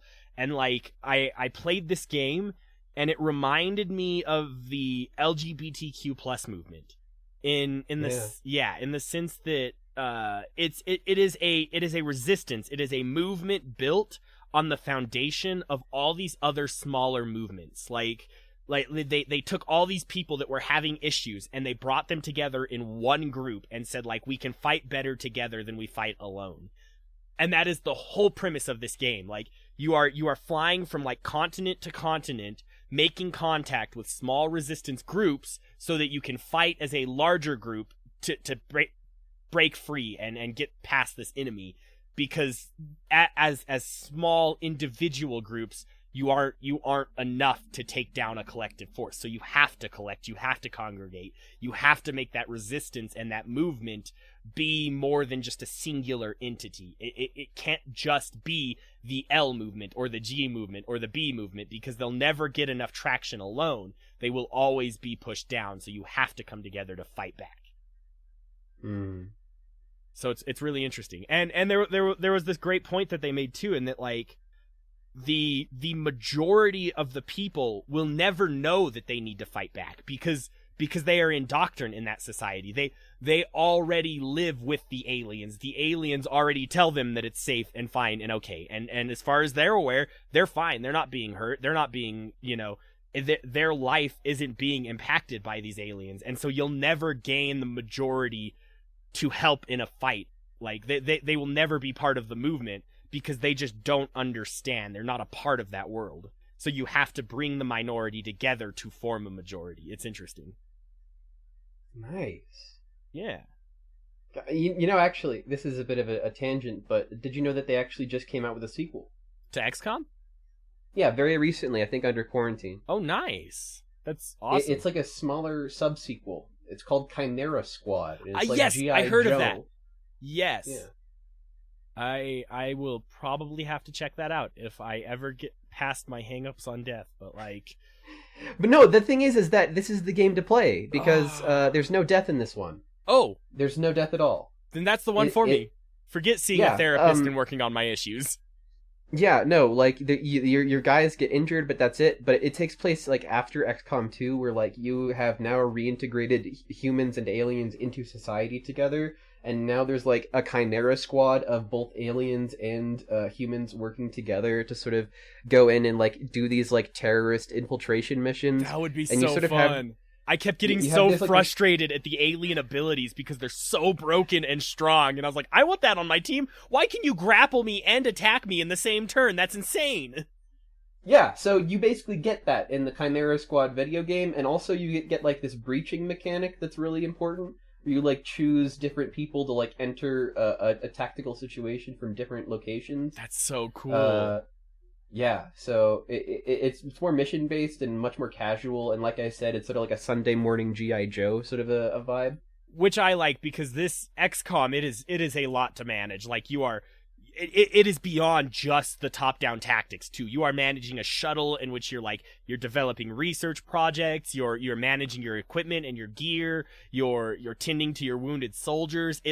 You're playing Fallout Vaults while also playing... a top-down tactical game. It's insane. There's just so much going on. Straight up, when Fallout Shelter came out, I was literally just like... Shelter, thank you, not Vaults. Yeah, no, it's fine. But when like that game first came out, I was literally just like, this is just like the base building from XCOM, but a whole game. That's exactly what it is. That is exactly what it is. Yeah, so... I totally get what you mean there. Yep. Fantastic game. It's a genre-defying game. Like, it is culturally significant, so like it's a good game to play. Absolutely play this game. Even if it's just for the historical context of what it has done for the genre of and video games as a whole. Like, it's worth playing. Just know you will suffer sometimes. You'll suffer a lot. Get used to the ideas of death. We're all just flesh bags and we're gonna die eventually. We shouldn't push our own insecurities about dying on other people and into our game space. We should just become okay with it and know our own mortality and accept it and be willing to let the people around us die as well and not try to save everyone, because we're just one person, and no matter how much of a difference we want to make, in the end we're just all going to end up feeding worms. Speaking of feeding worms with rotting corpses, Warsaw is a video game about war. Who would have guessed with that kind of title? Although, actually, it's not necessarily just about war. It's also about the place of Poland in a very specific period of time in history, specifically during the Warsaw Uprising during Nazi occupation in World War II, around 4 or 5 years into the occupation, after the Ghetto Uprising, which if you didn't know, was another uprising that happened the same year earlier that was just the Jewish population, as they were ousted from their communities in the ghettos, and they had to fight as a sort of allied incursion along with the underground government. But in this game, you play as the underground Polish government in their final last-ditch effort to try to fight back against Hitler's Reich. And it is historically a losing battle. They lose the uprising. They don't succeed. And you feel that in this game. Like, you're telling me they didn't defeat the entire German army? No, they didn't even get Poland. The Warsaw, the capital, the one thing, the bastion of hope that they had left, that they could maybe just retake their capital. They couldn't even do that. It took 63 days, and Poland goes from around 1 million people to only around 200,000 in 2.5 months. And this game kind of details that period in history from more of a systemic angle rather than from an individual angle, although there are individual stories that are told through the systems. You were kind of told to gather resources on missions, doing and completing different tasks, also doing random events, which range from a whole bunch of different possible things that could just end up happening to you randomly. You have to manage the attrition and morale of troops in between missions, strategically trying to choose locations to manage the loss of these two different values. So you mentioned this game is a very like look at this historic war, like a losing battle that actually happened in history. Do you feel like there is merit for this kind of game as like an educational tool, and like maybe as people creating more games like this that like showcase the battles and showcase history in a more interactive manner? Does this make history more digestible and understandable for you? I thought that I had like a more palpable sense of the tension and the anxiety and the dread and like the hope and then the eventual despair, like the emotional journey that you kind of go through. It taught me more about like the period than I felt like watching a movie or a documentary would, and that made me kind of consider, like, is this game a documentary? Because the things that happen in it, you know, probably didn't factually happen. But a lot of it is based on research of things that definitely did happen. For example, one of the sort of recruitable party members that I got in my party, and by the way, all of the members of your party that you get can be injured and have to stay off the field to recover in between missions, and also can die, like in XCOM. So I did a lot of save scumming to keep everyone alive until the end. But the first character that I got, besides like the 3 that you start out with, is a character by the name of Franek. And he was just a boy, like maybe 11 or 12 years old, and he had a grenade, and he was one of my most valuable troops for a large majority of this game. Because of the way that the injury system works out, a bunch of my people would be injured and they would be left out of the fight, and the only people that I would have left are like citizen recruits with only 2 abilities as opposed to the 4 abilities that you normally have, and they're like kind of shit abilities. And so I had like 3 of those guys, or maybe even just 2 at one point, and then Franek leading the charge at the front of the party, because that's the only place where his grenades can fire from, is directly at the front. I put a child in danger because I just decided that I needed to continue the war effort and beat the game. And like, a lot of this game made me question whether or not what I was doing was actually worth it. At a very early point in the game, there was a random event where I ran into an old lady who just asked me the question, is all of this worth it? As she stood watching her house burn down. And like, at the time I said, like, yes, it's worth it. It has to be worth it. But like, the other 2 options that I had were no and I don't know. And I kind of feel like I don't know what I would have put now. I might have put the I don't know. Like, well, yeah, it's that idea of like, if they never fought, like, it was a losing battle. They didn't win in the end. So if they had just not fought, they would have been alive still. Like, all would have been fine. But at the same time, like that would mean sort of conceding to the Nazi regime and giving everyone over. Like the problem is that the uprising, historically, I did a little bit of research. Like the reason why the Nazis, part of the reason anyway, why they went through and just murdered so many people in this time, and so many people fled Poland during this time, was because the uprising and all the fighting had started, and the only way that they thought that they could quell the uprising was to just kill as many people as they could and torch their homes and buildings. 85% of the buildings in Warsaw were destroyed because of this. And, like, that was to scare people to just not resist. Mm-hmm. And it makes me like I want to say that you should resist, because I feel like I would if I was there at the time. But like, but seeing it like hindsight, seeing it from hindsight, like if they had just accepted as shitty as objectively shitty of a thing that is to say, but if they had just accepted it, it would have been vastly different for them. They wouldn't have died. They wouldn't have, like, it would have been an entirely different historical look at this event. None of the characters in this game ever meet a nice end. Even, like, if you make them get to the end of the game, a vast majority of them have very grisly sort of deaths. Franek, the child that I found, after the war, and he... Oh, I should explain this. This was something that I was actually leading to earlier, was that, this is a bit of a spoiler for Franek's line, but it's kind of a random thing that I found anyway.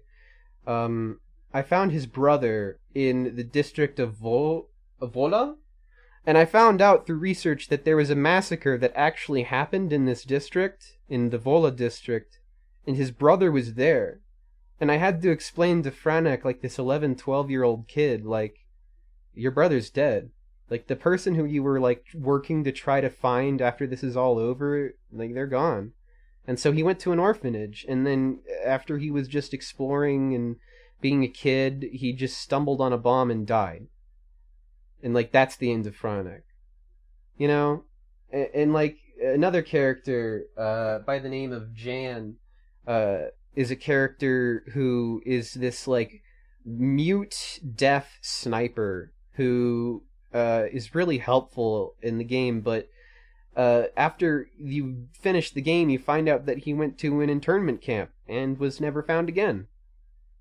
You know, another character, one of the main characters, and the only one that I'll spoil out of the main characters, is this kind of like Eren Yeager type protagonist dude who just is really bold and straightforward and strong-headed, and he ends the game in the forest, constantly fighting, never ending in his search for this fight against the Nazis. And this is symbolic of a real group of people that did exist called the Cursed Soldiers, who, after the Polish government fell, continued to fight in the forest until they met their grisly end. And it's just, like, so cool to see all of this portrayed in a sort of video game. I should talk about the video game aspect of this, do you think? I'm talking a lot about, like, the historical aspect of it, because I enjoy the history of it so fucking much. I mean, that it sounds like that's what, like, the meat of this game. But the thing is that the meat of you playing this game is, like, a little bit different. Like, that's sort of a lot of stuff that kind of came up as, like that's the sort of historical context and what you kind of learn a little bit from playing, but also from external research after, you know, playing it. A lot of the game is, like, just turn-based sort of combat, very similar to Darkest Dungeon, but there's 2 lanes instead of just 1, and there's no insanity mechanic or anything like that. And you have, like, limited ranges for abilities where you have to be standing in a certain place in order to activate the abilities. And you can definitely save scum. I definitely had to in order to get some of, like, the really harder enemies. Like, you fight German artillery barrages and stuff like that, and it gets really intense. Huh. But in the end, it's the same thing with the first XCOM game, where you are putting out one fire and 2 more spring up. You know, it's a losing battle, and you can't win. And it's really interesting to see games sort of explore that idea of something that you really can't win, and just you struggle against for as long as you can, but ultimately there is an end, and that end is not the end that you probably were wanting, but it's the end that happened. Winning the game isn't necessarily the same thing as, like, winning. No, it doesn't feel like winning either. I felt kind of bad, honestly, but I did kind of want to play again. Not that much, because it was kind of grindy, and at a certain point I was kind of done with it. I felt like I got to the end at around like 6 hours, and that felt just about perfect for this kind of game, where it didn't outstay its welcome. I thoroughly enjoyed it. I feel like if you are willing to save scum and cheat death and just kind of get to the end, you can probably have a really enjoyable time just in like 1 or 2 sittings with this guy. Otherwise, there is a decent amount of replayability as well when you go back, because when you go back, you can choose any of the different survivors that you've found before as your starting party. So you can have a brand new starting party of a whole bunch of new survivors and a whole bunch of new encounters to go find and different unique stories. So I feel like there is a lot to this game. It's not a documentary. I think that, like, I think about this game in the context of God of War, and, like, that game's not a documentary. Like, but you learn a lot of things from playing God of War about Greek mythology that then you can do more research on later, and, like, the Codex definitely helps in that respect. So I feel like, while its purpose is not to educate, it does that while also entertaining. Which I think is awesome, and I think like it's a disconnect that I have, and like a personal distaste I have for history and the way we teach it and talk about it, is that like it is entirely disconnected from the sort of emotional and consequential aspects of it. You know, we look at it objectively as facts on paper, as something that happened, but the way you describe this and the way you talk about this is it sort of gives you another lens to look at it that also makes it sort of emotional and impactful, and you as the player feel some of the struggles and some of the you have empathy for the events and not just a data recollection of what happened. It's no longer just words on paper. It's putting the humanity back into the history for me. Exactly. And I think that's so important when we teach and talk about history, is like the humanity of it, and understanding and having empathy and feeling these events and not just talking about them. Otherwise, we don't actually know what the impact was. Like, at that point, it's just stories in a book. Speaking of stories in a book. Is the swords? Does that game have like a storybook? Did I get that right? Does it have a storybook? Well, it follows the traditional Fables arc, the hero's journey, one might say. So the storybook is Be Told Amongst the Swords of Ditto. Our next game in our podcast, developed by 1-Bit Studio, who also made Nothing Else. This is their one-shot wonder. Shit. Okay. Yeah, this is their load. It's all out there for us to see. They just blew their load. Okay. Yep, all over, and it's a nice wad. Is it a good load?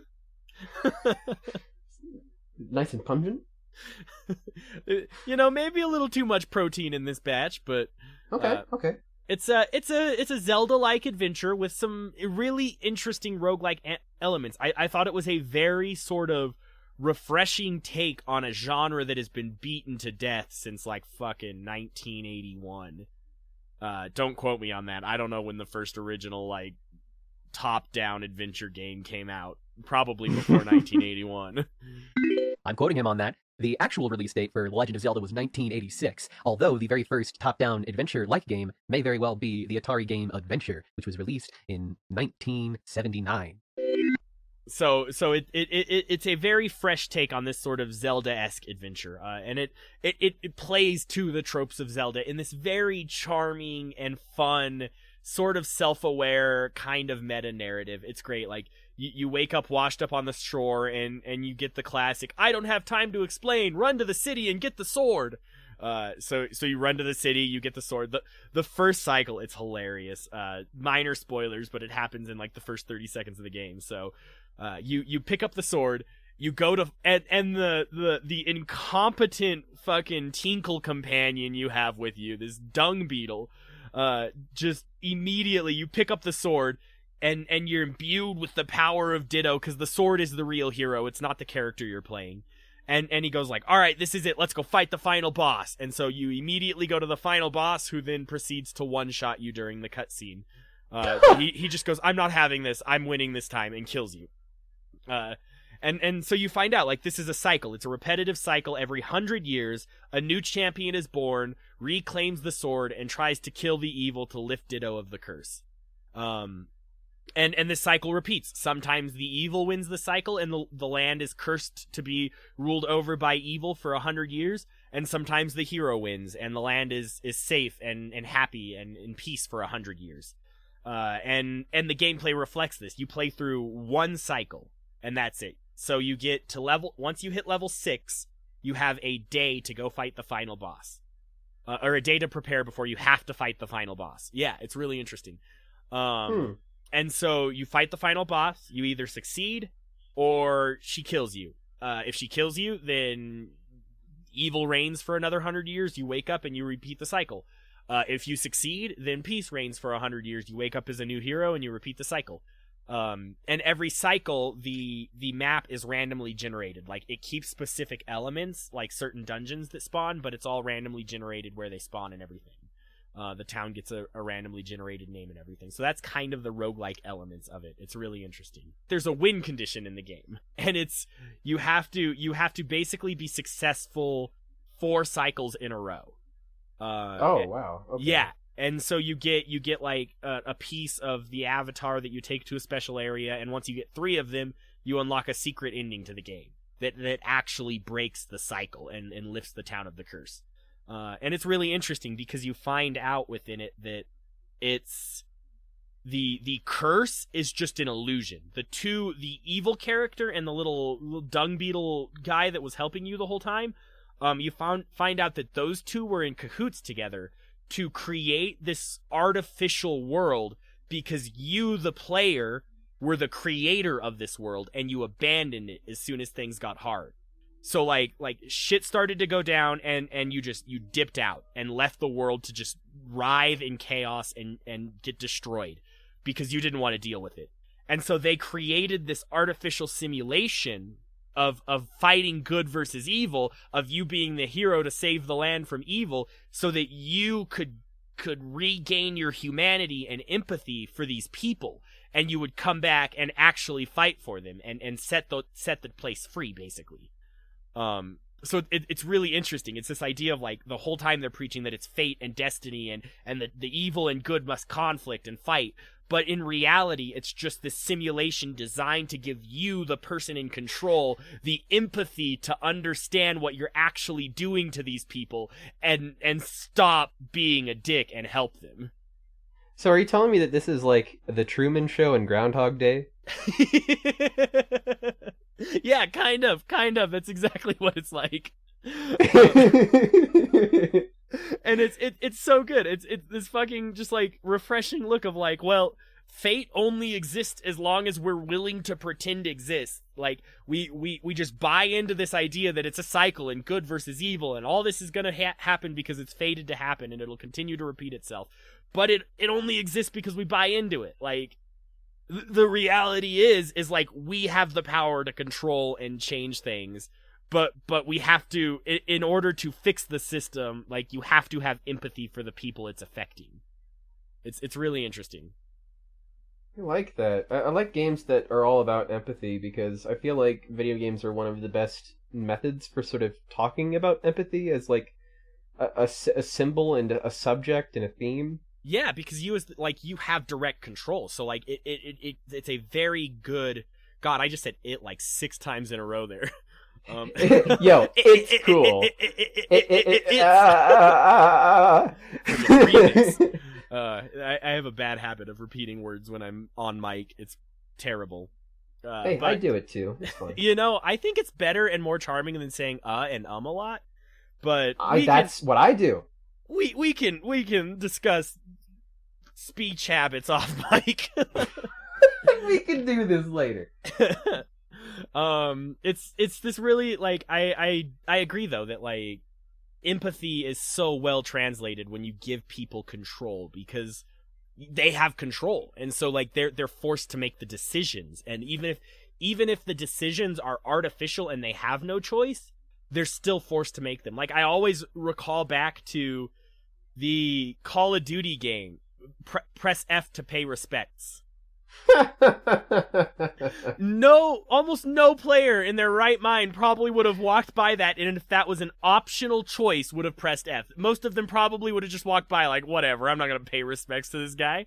But because you actively force the player to do it, it becomes a big moment in the game, and it became a big moment culturally, because like it was a weird thing to make players do, to like force them to pay respects to this dead guy that is an artificial representation of something on a video game.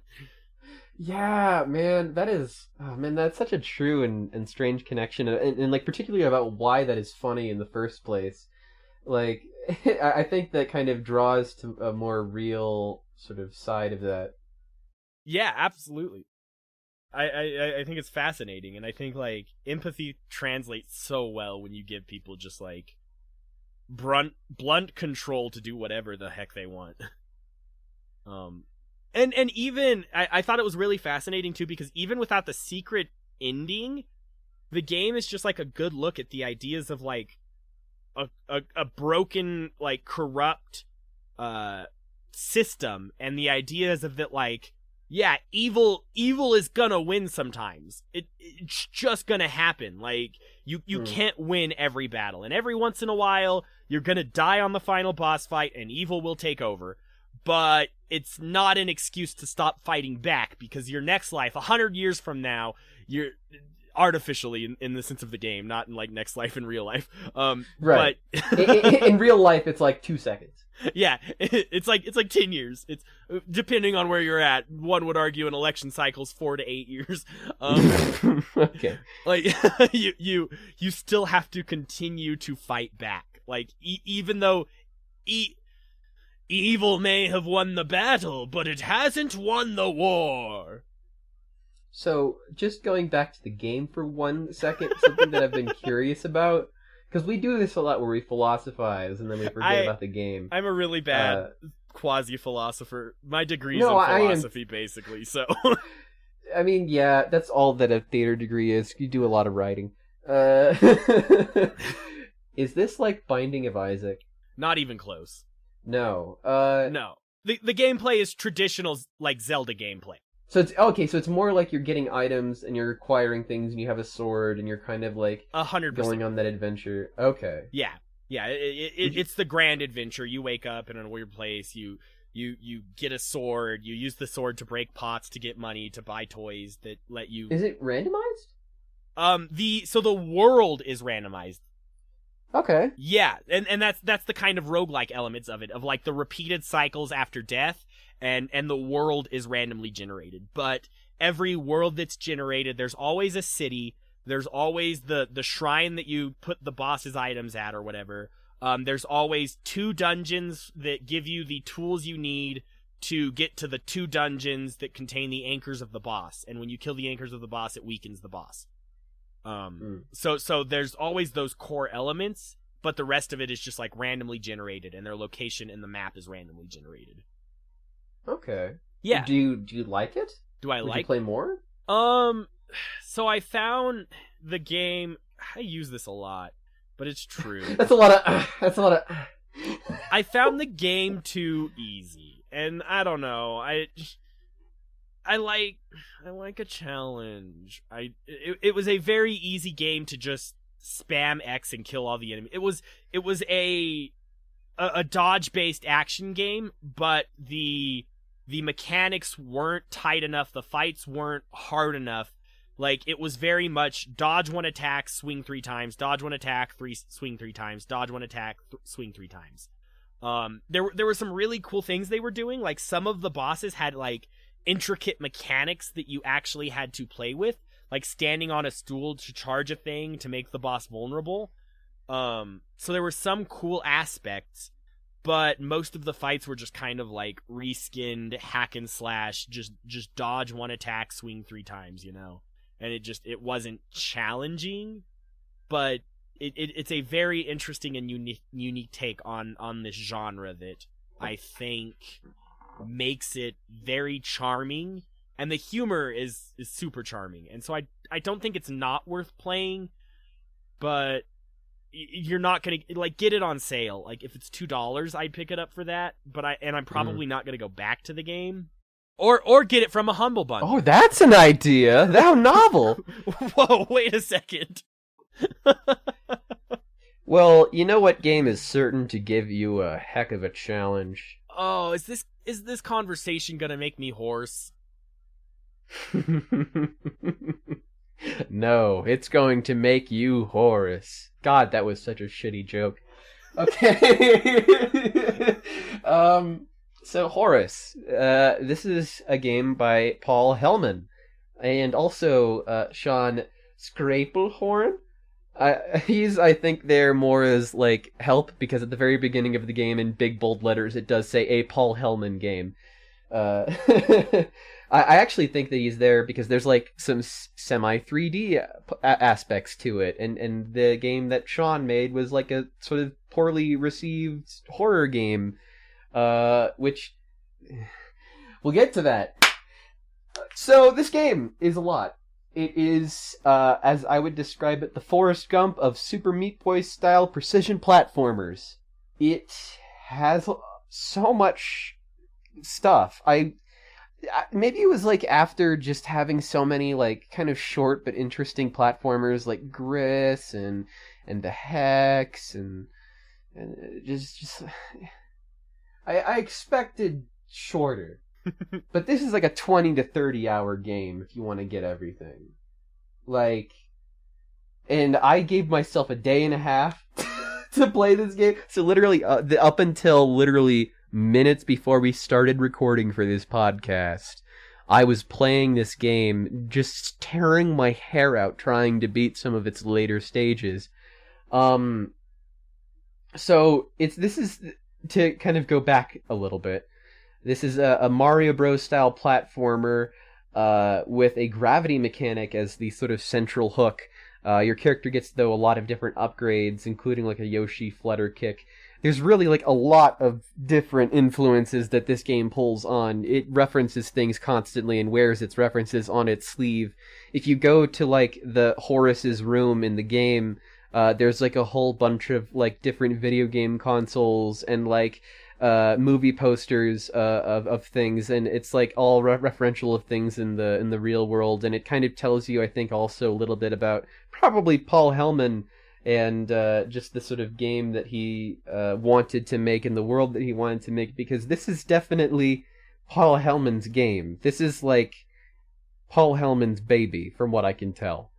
There's just so much to, because this is like his only game for one, but just like there's so many different smaller aspects of this game, like little mini games or things that they throw at you. There's a rhythm game segment, a shmup segment. There are sports mini games that turn into things that you actually have to do for the main story. There's an entire arcade which that, you know, goes along with a whole bunch of different mini games that you can just do if you want. But it's all told from this perspective of this robot from the future, reflecting on his past events. And it kind of goes into this whole diorama deal of like war, robots, life, death, existentialism. It's really, really great with the writing. It has actually around like 4.5 hours of cutscenes from what I can tell on YouTube, just from looking at like the movie version of this. Yahtzee Croshaw said it pretty well when he said in his review of this game, although he didn't beat it, like a programmer's first... He said something along the lines of that this was like a programmer's first commercial release, that they had to pack every bit of fluff that they had worked on before, that they just retrofitted that kind of stuff and put it into the game. That's what it feels like is probably happened, but I don't mean that is necessarily like an insult. I think this is like a really, really special game. There's just a bunch of small mechanics that may seem insignificant that are brought back and elaborated on, but just as many times they throw away mechanics and never use them again for the rest of the game. and it feels just insane for that reason. Like, it's just a journey that you're going on with so much shit that happens in it that I can't even tell you all of the shit because there's too much of it. There's this direct correlation of like the storyline in which you're just collecting a bunch of junk, and the mechanics, which is just a collection of a bunch of junk almost. Yeah, no, like literally, like the game's sort of central purpose, I suppose. At the very beginning of the game, you're told by an old man who's presumably your creator that your purpose in life is to collect 1 million pieces of junk. And so the whole game, you're kind of like low-key collecting as much junk as you can, which you can then sell to a salvage person and then make a ton of money, which then you can use to buy things. But you could also just get like a respectable low-paying job as like a menial worker. And all of those games are rhythm games. Like, there's so much here, dude. Okay, I keep saying that, but like, it shocked me that this game kept surprising me with new things even very, very late into the game. Like 10-ish hours into the game, suddenly it just dropped a Metroidvania on me. It's like, by the way, here is a dungeon in an auto map, go have fun. And there's 3 bosses, and do them in any order, I think. Or at least there's the first one is any order. Maybe? I don't know. I did them in a very specific order because I wanted to get the water upgrade as soon as I could, because then I went and grabbed as much scrap as I could from around the world and started becoming a scrap collector. I'm at like chapter 20. I think there's like 25 chapters, probably, if I had to take a guess. There was this quote that you have for a Zachtronics game that I didn't delete because I actually thought that it was so pertinent to this as well, weirdly. You said, "You are a machine and you work for those in charge doing repetitive tasks until you break free of the system. The tools and knowledge they give you can be used to fight back." And like the upgrades that you sort of get for your character, you sort of use to fight back against this system where you find out, and this is a big spoiler, so I guess play the game if you don't want to listen any further, but the whole world is like completely and utterly thrown to shit after a time skip, and there's like a giant war that happened that destroyed most of the world outside of a sort of limited range of areas that you can access by train. And everywhere else is sort of destroyed by a constant onslaught of robots. And they've also like set up fortress inside the house, which is why there's so much shit inside the house and so many robots trying to kill you and everything being so insane. Although that being said, I still don't think that this game justifies its difficulty, because this is like a pleasant, fun story about like a robot trying to do good against the world, and it feels like I am actually punishing myself when I play this game. Like, I burnt my finger pretty badly, pretty stupidly, just doing like a weed thing, and I kept playing without treating it, because just the pain of playing this game just felt the same as the pain of my finger on fire. Like, my thumbs hurt from playing this game, from holding down the run button from so long, that, like, I just feel like I'm gonna get carpal tunnel, especially because I did this all in one sitting. And it gets pretty dark at a certain point. At one point, the same way that you sort of suck up and just sort of obliterate all the junk around you, you sort of suck up and disintegrate a person who's like just shot like one of your friends. Damn. And like, so like judge, jury, and executioner. It's like you think that this game is like cute and for kids because it has this like kind of cuddly cute exterior, but like actually there's like a lot of death and blood and gore and people like snapping necks and stuff. So after that, you sort of kind of go into this tale of trying to infect all of the evil robots with a nice virus that was engineered from the Horace and his nice programming. And the fact that he sort of lived for longer than all of these industrial prototypes, which have all of the same memories as Horace. Every single robot around the world that is like designed to kill and has destroyed the world has the same base memories as Horace. But they stopped development. Okay, you have to get to the end of this game. Yeah, exactly.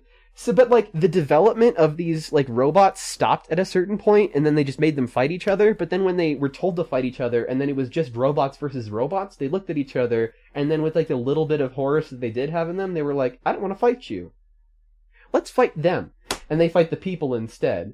Who made them fight each other and start wars because they didn't understand that the robots just want to be humans and people and just be understood as like a sentient life form rather than a servile slave to do whatever it is that you need to do of them. What you're saying is a system designed to pit things against each other and make them thrive by fighting each other eventually, once they decide not to fight and lay down their arms against each other and lay them against the people who have designed the system in which they put them to fight each other, will descend into a dystopian madness of junk. Yeah, basically. Right now in the game, I just got back from the moon where a bunch of Illuminati are held up. And they had me show them I showed them my super awesome robot powers, and they were like, cool, we're going to infect the nice virus to everyone, and also, spoilers, we're going to shoot half of the team members that you care about and then force you to escape in an escape pod where you're dragging for your life trying to get out of this moon base, and then after you finally do like a shmup and you're back home on Earth, this sounds like, so good. I met up this random guy who calls himself Fort because his name, his like designation ended in 4-2, and he decided that that's what he wanted his name to be. And like he's sort of is trying to figure out his life and what he wants to be, but he's like the super death robot that like is designed to kill, but he doesn't want to kill anybody anymore. So literally all he does is follow you around for a bunch of platforming segments, talking to you about like, oh man, that looks dangerous. Oh man, there's a jump. Oh man. My robot friend and me. One of my favorite things that he said, I think, was like, man, this seems a little bit more dangerous than it really has any right to be. And I was like, yeah, it really is more dangerous than it has any right to be. Or something along those lines.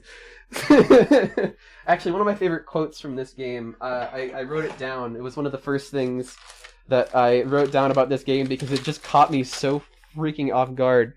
And it just really solidified all the things that I have as problems of this game, but are also kind of hilarious about it.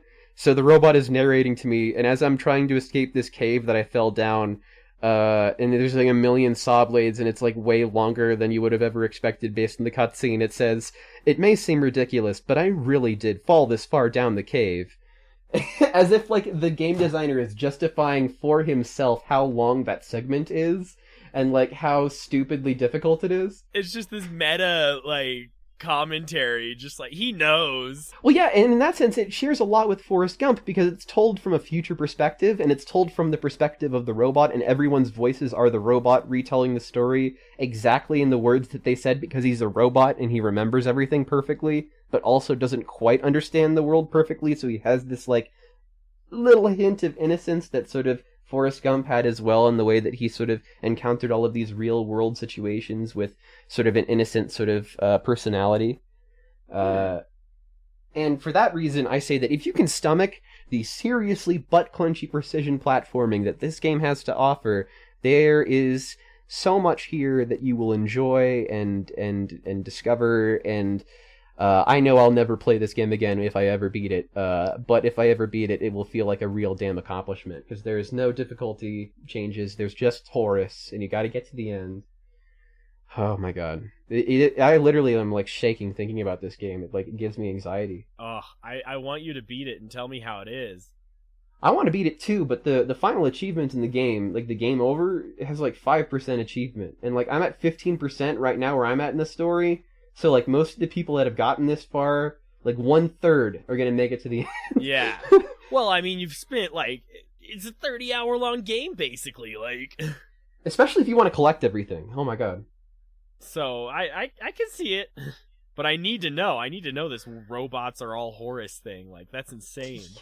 I might like come back and kind of update everyone on the ending of the game and spoil everyone on the next podcast. Hey, if it doesn't get claimed in our giveaway, I'll probably be downloading it myself.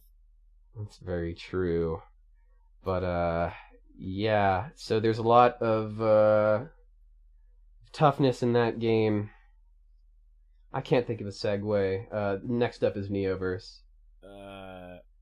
The Neoverse is a game by Tino Games Inc. Yeah? More. It is a deck building roguelike. So for those of you who are familiar with like Slay the Spire, you know, just a little tiny game, little tiny deck building game that exists. It's like that. It's literally like that, except a little more straightforward. The interface is a little easier to navigate and stuff. And you know, there's I will refrain from talking too philosophically about this game because there's not a lot philosophically to talk about. You're dropped into this sort of world where you're given like a Star Wars-esque scrolling piece of information saying like, we did science so well we made a utopia, then we did science so bad that we opened gateways into parallel universes, and now time and space is ruptured and we don't know what's up and down. Like, that's all the lore you're given. And there's like some stuff you can speculate, like all the main characters are female, which is a cool nod, I think. They're strong protagonist females, like in a not very story driven game, but they exist and they kick ass. And are they scantily clad at all? Are they like male fan service? I mean, they're all obviously like ideal female body, but like the initial skins you get too aren't entirely fan servicey. Like one of them's in like Crusader armor, one of them's in a kind of skimpy dress, and the other's in like jogging attire almost. Okay. So they're not, I don't think they're terribly sexualized given current like context of sexualization of women. It could be a lot worse. So I don't think they're too fan servicey. At least not the initial skins. Some of them you get like, oh, skimpy girls in cheerleader outfits. So it gets kind of bad when you unlock the other skins. But like all of these sort of games where they have collectible waifus, exactly. the premium ones are always the really scantily clad ones. 100%. And so there's this kind of like interesting implication, like maybe all the main characters are the same character from different timelines or universes or whatever. And there's this like weird idea that like one of them focuses on like science. They use like radiation and guns. One of them is all focused on like religion, and they use like vampirism and crusader like religion. Or magic kind of, and then the other is like purely focused on magic, like she summons animals and she casts spells. So it's really interesting, and they all play very distinct, and it kind of maybe implies like the tenets of this society, but all that is grasping at straws for something there. It feels like more narrative justification for the gameplay mechanic. It's 100% narrative justification for the gameplay mechanic, which is Slay the Spire-esque. So it's a deck building card game. You get each character has different mechanics that they start with. There's 2 different starting decks for each core mechanics. So like you can do the radiation starting deck or the gun starting deck, and then there's a starting deck that's a hybrid of both. And then all characters have a daily deck too that you can unlock. Every day it changes, and it's like random cards from their card set put together for a random deck. And so there's 2 different game modes. There's an adventure mode and like a trophy mode, because you need trophies to unlock things. In the adventure mode, the way it's presented is you have your deck of cards, you get a little UI, and the UI has a list of like 3 options you can choose from. Each option is either a normal boss, an elite boss, or a rare elite boss. And it varies, it's randomly generated. And then each option also includes a quest with rewards. So like the quest might be, don't use any defensive cards in a battle, or purchase 4 cards from the store. And then they each give you rewards, like one might give you 7 skill points, or one might let you upgrade all the defense cards in your deck. So you're there's this sense of like, you either pick a quest or a fight, or you pick the one that gives you the best of both worlds. Because the harder fights rewards you with better things immediately, but the harder quests give you better, like, but different quests give you different rewards, and you might want a certain reward to tweak your deck versus another one. So it's really interesting, the sort of like tools they were implementing in this game. And then there's a skill tree, and the skill tree's 4x4 row. So what is that? 20 something total like abilities you can choose from. And each of them cost different amounts to unlock, and there's things like take no radiation damage, or you every time you play a shoot card, gain 2 defense or something like that. So you get these skills that let you tweak your play style based on the kind of cards you're getting. So I found a lot of fun kind of customization in that, like the decks you're building and the skills you get.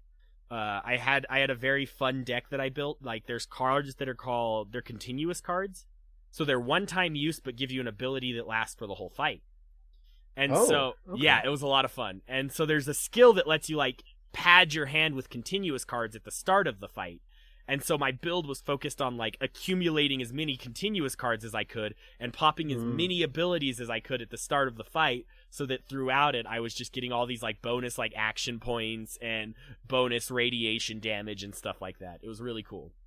And I have a fucking story. So I found the game to be the deck building was very laned. Like, you picked a lane and you stuck with that lane hard, and there wasn't a lot of room to switch or develop tactics, and there wasn't a lot of like combos or anything you could do with cards.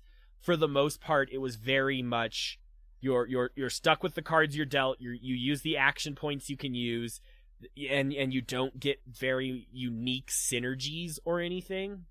Whatever you stuck with, whatever you started picking, you were stuck with, because there weren't a lot of tools to remove or manipulate your deck very well.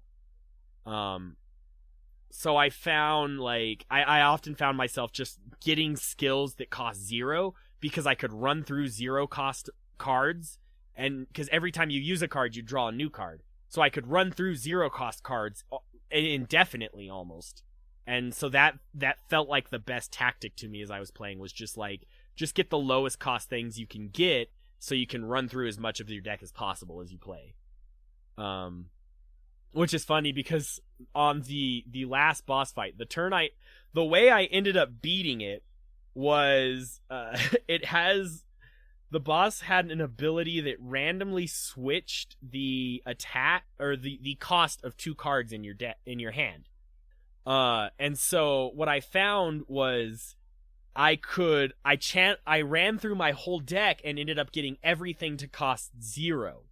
And so for one turn of the fight, I could stack up as much radiation, like infinite radiation. I could stack up infinite shields and generate infinite action points, and then just pass the turn and kill the boss that way. So it was a really fun little exploit that I accidentally stumbled on at the end that let me beat the last boss. But yeah, it wasn't very adaptive. It wasn't very reactive. It was just kind of like, pick the lane that's the cheapest and easiest to go with, and that's the lane you stick with, which I found a little disappointing. It is kind of disappointing. I was hoping for a little bit more with that game. It wasn't terrible. It's not the worst deck building game I've played. It had a lot of really cool and unique features that I haven't seen in other ones. But, you know, all in all, I found, like, Slay the Spire is obviously, like, the de facto go-to deck building roguelike. And this doesn't have much of a reason to play other than outside, you know, rather than Slay the Spire. Like, you've already played Slay the Spire, and you played it so much that you want something else. Like, maybe then pick up Neoverse. Exactly, yeah, like, that is a very fair assessment to make. Like, if you played a ton of Slay the Spire and you're wanting another game that feels kind of the same, yeah, Neoverse is a great alternative. It does a lot of really unique things that it's going to feel fresh and fun and exciting coming from Slay the Spire. Cool. In fact, I actually went back to play Slay the Spire after this game, and there was a lot of times that I was like, man, I really wish it had this, or I really wish it had that. So, It's not terrible. It's very and it's challenging. It took me probably 20 runs to get through and beat the final boss. I spent like 18 hours just like because I wanted there to be more to this game. You just like wanted desperately for there to be more. I so wanted there to be more. I fucking love parallel dimensions and alternate universe like story and lore and like that kind of stuff is so fascinating to me. And when it teased it at the start, I was like, oh, I am so in for this. I will play this game till the end of time, exploring different worlds and stuff. But there was just nothing to the storyline. Even if there was just like a little dialogue at each thing, like, we're going to a new universe now. It probably would have made me like insane about this game.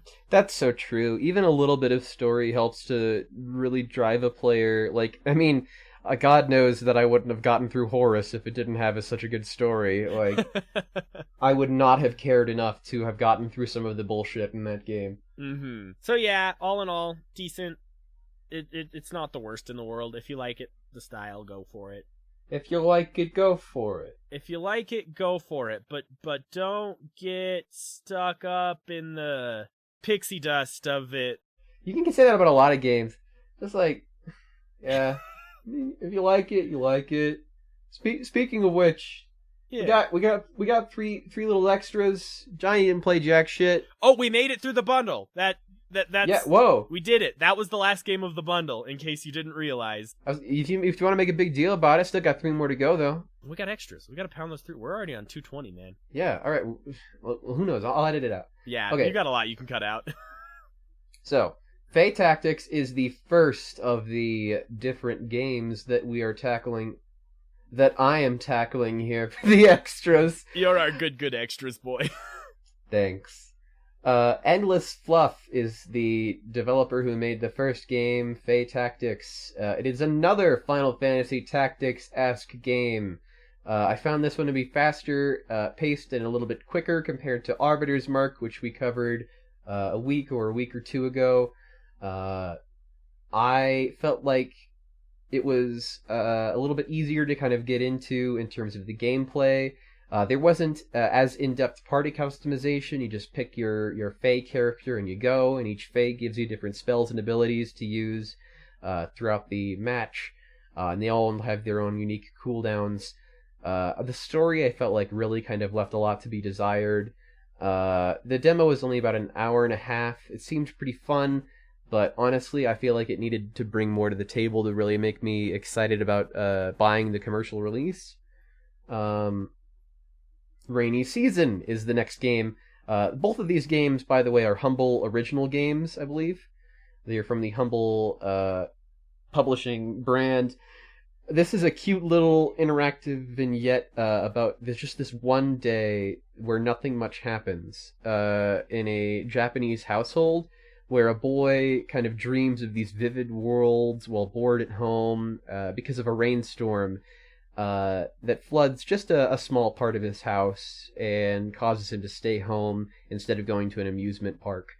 I found it very atmospheric, especially just kind of like to look into this very intimate family home life of a person in another country. It has some fun, surreal surprises. But I will say it is very easy to just kind of glitch the game and break immersion by like throwing pots on people's heads and they don't really give a shit, or like having something on a table that like during a cutscene stays on the table in like a weird way and blocks your vision. So in that sense, it's kind of not perfect and it's rough around the edges, but it's a very cool little, I'd almost call it like an interactive poem, very similar to 1980X and that sort of brevity. You can also choose whether or not you want the day to last like 20 minutes or an hour, which is a cool little feature. And finally, the last little game that we're covering here in Extras, I know I'm talking a lot, is Train Valley 2. This is actually a game that was given in last month's bundle, but none of us noticed it because they just kind of threw it in there for free. And, like, I feel like if you got the bundle last month, you should go back and check, because you probably have a copy as well. And this is a pretty neat little one. I hate that you put all of the names of the developers in here for me to desperately try to pronounce. This game is Russian as fuck. Alexei Davidov, Sergei Dionikov, Timofey Shargiotsky. Those are the three people who made a cute game about assembling trains. You kind of ship and sell different items, and you assemble different items as well. It's like a very smaller scale version of the industry thing that I was doing earlier, but focusing just on the trains. And I really like trains. I was a conductor for a while. Fun fact about me. So this is just relaxing and simple and enjoyable with lots of levels to complete where each level feels like a little puzzle. And you get ranking depending on different factors, like how quickly you defeat it, that you finish the level, and like if you don't make any trains collide with each other, that kind of thing. So very cute, very fun. It's $20, which seems a little bit overpriced to me. Maybe that's just because I got it for free, but there's a lot of content, like a lot of it. There's like 400 something levels, so maybe that is worth it, especially if you're into those kind of low-key cute puzzle games. That's it. We did it. Those are the extras. Now we made it through the extras. Wow. Yeah. That was quick.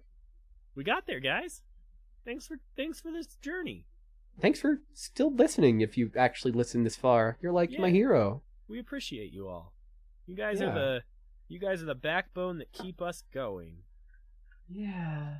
You're the proletariat. You're our proly pals. You're our we love the proly. We're all proletariat. We're all working together. We all out here grinding in this gig economy. We're just fronting that we're bourgeoisie, man. We're fucking poor as shit. Who's fronting?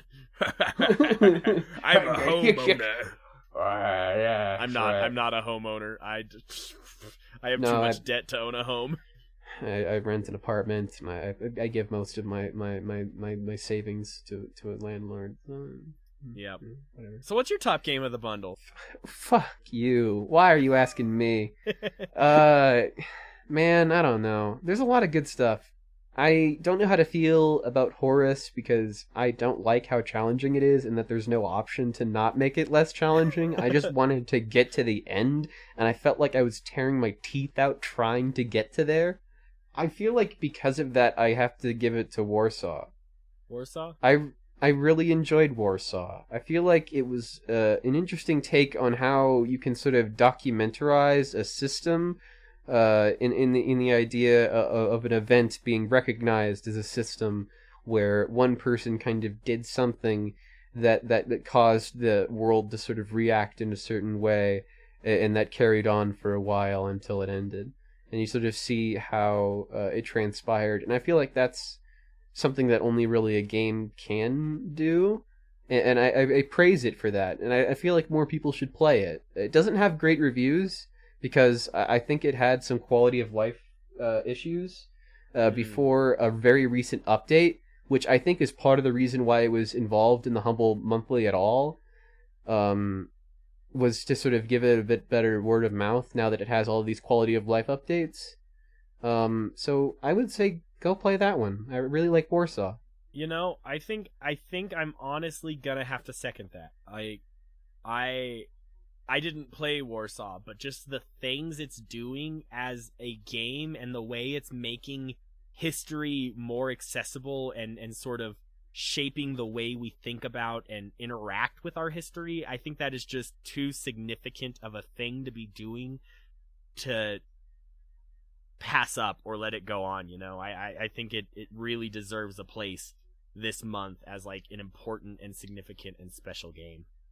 Yeah, especially just because, like, I want to see that game succeed, you know? Like, this seems like the kind of game that is, like, maybe not the kind that would be put in a classroom per se, but is the kind of game that I will for sure remember. I never really considered the Polish resistance to the Nazis ever, like, before this, because I always just, in history books, it's like, they were squashed, the end.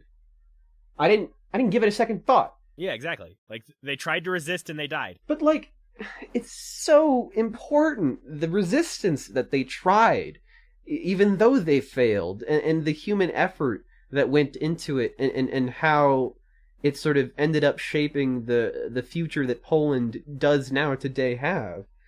Like, I don't know.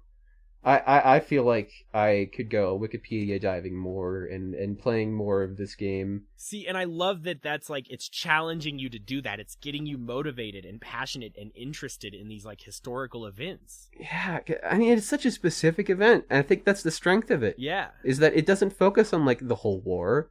It says this is the Polish's contribution to the war in this specific time period. And that's really cool. That's the first time we ever agreed on a final game. I think so. You sold me on it though. Kind of had to sell myself a little bit because I had to kind of remember that like the developers, because like I don't know, Horace also hasn't got like the best reception either. It's not like it's kind of flew under the radar, I'd say a lot. So I wanted to give that game more of a shout out as well, but like it's just so frustrating. Like I can't recommend it to everyone. Storyline, Horace is all my, like, I am so fucking on board for that. This, like, Illuminati bullshit and, like, you fucking brainwashed people fighting back against corrupt fucking monsters and, like, oh. All told from the perspective of just, like, a delightful, dapper little robot gentleman. Yeah, I love that. I love that so much. Like, storyline-wise, I'm so on board for that game, but... Yeah, just sucks to play. You just, and you can't beat something that's, like, doing something significant too. Like 100%. We can tell stories all day long, but Warsaw's like actually making you reevaluate history. Mm-hmm. That was one that you almost took for this bundle, and I'm kind of glad that I snagged it from you because I really enjoyed it. Oh, now that I've played Swords of Ditto, I would have traded you that for Warsaw in a heartbeat. But thing is, I saw Swords of Ditto and I was like, I've played this game before, no thanks. You didn't tell me that! Well, it's not like, no, I haven't played it before, like literally, but just like looking at it, like on the visuals, I just like looked at it and I was just like, this is the kind of cute indie RPG that I've played before. Yeah. Like. And yeah. At the same time, still looks fun. I'll probably play it once, maybe. I don't know. It's worth a pass through. They got Steam, sure. Yeah, exactly. My games are your games. So to kind of close up shop here for today. Yes. Should we just talk about what we've been playing? I suppose. Let's talk about what we've been playing real quick. So, I mean, Call of Duty and Animal Crossing are like the two sort of fluctuating go-tos for both of us. Yeah. We are both kind of constantly between those two games. Gotta play those stonks. Yeah, we're gotta get those chicken dinners, gotta get those stonks. I played more of Nightcall, which is a game that we talked about a while ago in the bundle, and I just tremendously enjoyed finishing up this game. I'm pretty sure that this is the only time I've talked about it again on the podcast. I don't think I talked about it last month. But just the idea of like, we were kind of mentioned it a little bit in this podcast earlier, the idea of like telling a story through a bunch of smaller pieces of like with what was it? Mo? Yeah. Astray. Astray, and the whole idea of like learning just a little bit from like controlling somebody and seeing the one sentence is sort of applied in that game. In the sense that like every person that you pick up kind of has their own unique story and their own unique take about the world, and like I'll always kind of remember the pregnant lady who left the UK because she voted for Brexit and then realized that like all of the things that were happening for it, and then got like a fiance in France and then is trying to get like a France birth certificate for their like son or daughter. And just like something about like just the intimacy of just meeting these people, and it now has this Passadex mode where you can just like casually play it as just a taxi sim, and that's it. Like there is like a murder sort of hanging in the air for some reason in the dialogue, because it kind of has to, because that's how the whole game is sort of situated around like the sort of solving the murder. But the fact that the developers were kind of listening to people, and the fact that people were having trouble filling out their Passadex, and they were like, all right, there's just a mode where you can just do that now, and you can just pick people up. That's so cool. I really like that, yeah. And I'm glad that they're adding more to the game, even after they gave it out in their big, humble monthly. Also, Borderlands 2, playing that a little bit. That's it for me, though. Why 2 and not 3? I don't own 3. You don't own 3? No, I You wanna- never bought it. Fucking come over and play 3 next week? Maybe, honestly. Let's do it. Uh, I've been dying to get into the DLC. Yeah, I have been playing 2 because, for one, it's the one that I own, but also it's just a nice way to reconnect with friends. I was actually playing with a friend that I haven't talked to literally since high school, playing I a little love bit of that. Borderlands. So it's just a nice chill game where you can just talk about shit and not have to really pay too much attention. So, anything you've been playing? Different? I literally just started Streets of Rogue, like, right before we recorded this podcast, and I have fallen I've fallen in love with that game already. It's so Oh, boy. good. I'm excited to hear you tell me more about that. Oh, I'm like you start the game and they're like, the evil corrupt mayor has been elected. He promised us all lower tax rates and free booze, but then he raised the tax rates and took all the booze for a party, but he didn't even throw the party. And so like the whole thing now is you're just like you're going to go kill the corrupt mayor basically. I'm so excited. It's amazing. I love it. Eat the rich. Yeah, I'm so ready for it. And then like job application simulator, because like who's actually hiring right now? But I'm still filling them out. Yeah, no, I am also. I mean, in the real life, in the real world, we just graduated like days ago, virtually. So I've spent all So- week just applying for jobs in what would be my video game time. Yeah, I mean, I plan on like teaching English in Japan at some point, and I need to start applying for that like immediately. That's probably what I'm gonna do, probably tomorrow. Heck yeah, I can't wait. And you'll pick up enough Japan, so then you can come back and teach me Japanese. That's the hope. That's the plan. I could just teach everyone through my osmosis. Yeah, I love that good osmosis. Mm-hmm. That's how we all learn. That's how we've all learned since we were little. Yep, that's how I learned that.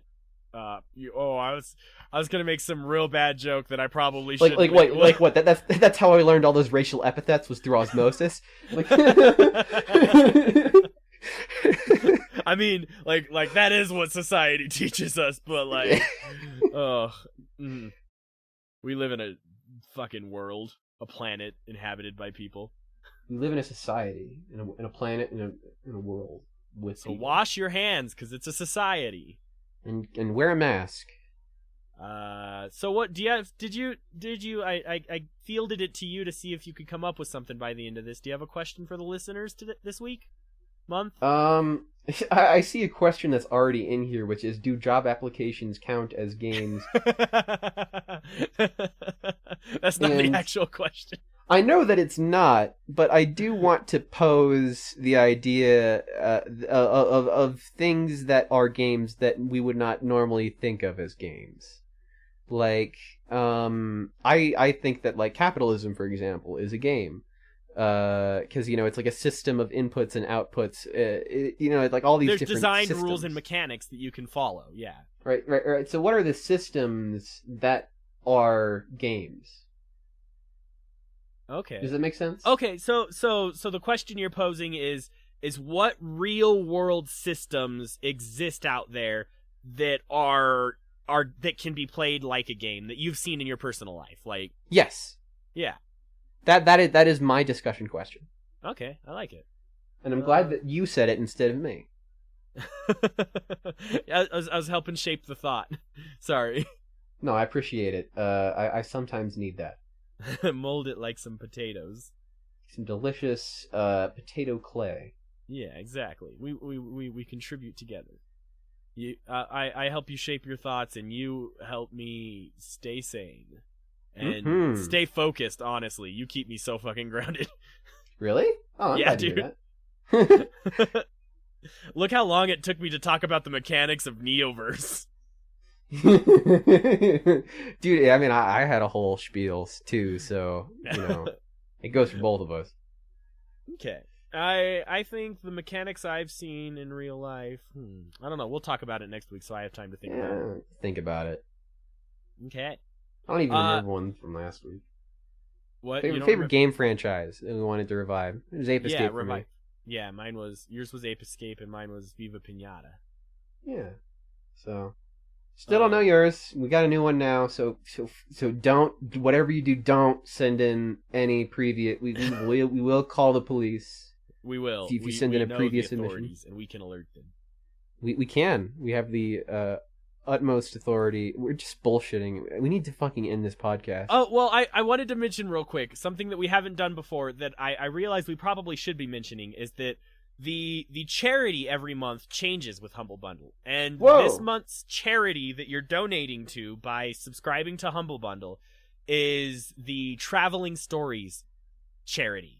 And they provide programs, quote, this is a quote from their website, programs for at-risk kids that would not only help them learn to read, but also help them fall in love with reading. So it's a mobile literacy program where they read stories to kids, and every book a kid reads, they get points that they can redeem for prizes. So it fosters a love and interest for reading books as well.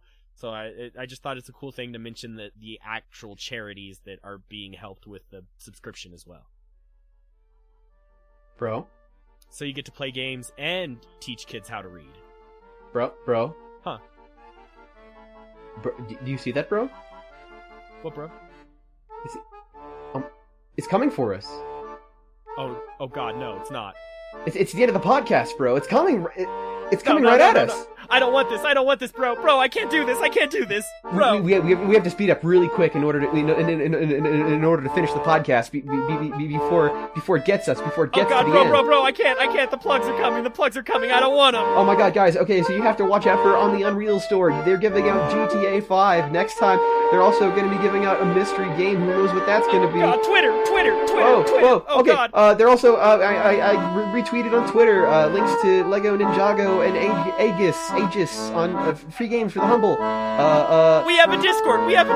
Oh no, it's coming. Go quicker. Yeah. Hitman and Sniper also free on mobile. Fuck. Is there anything else?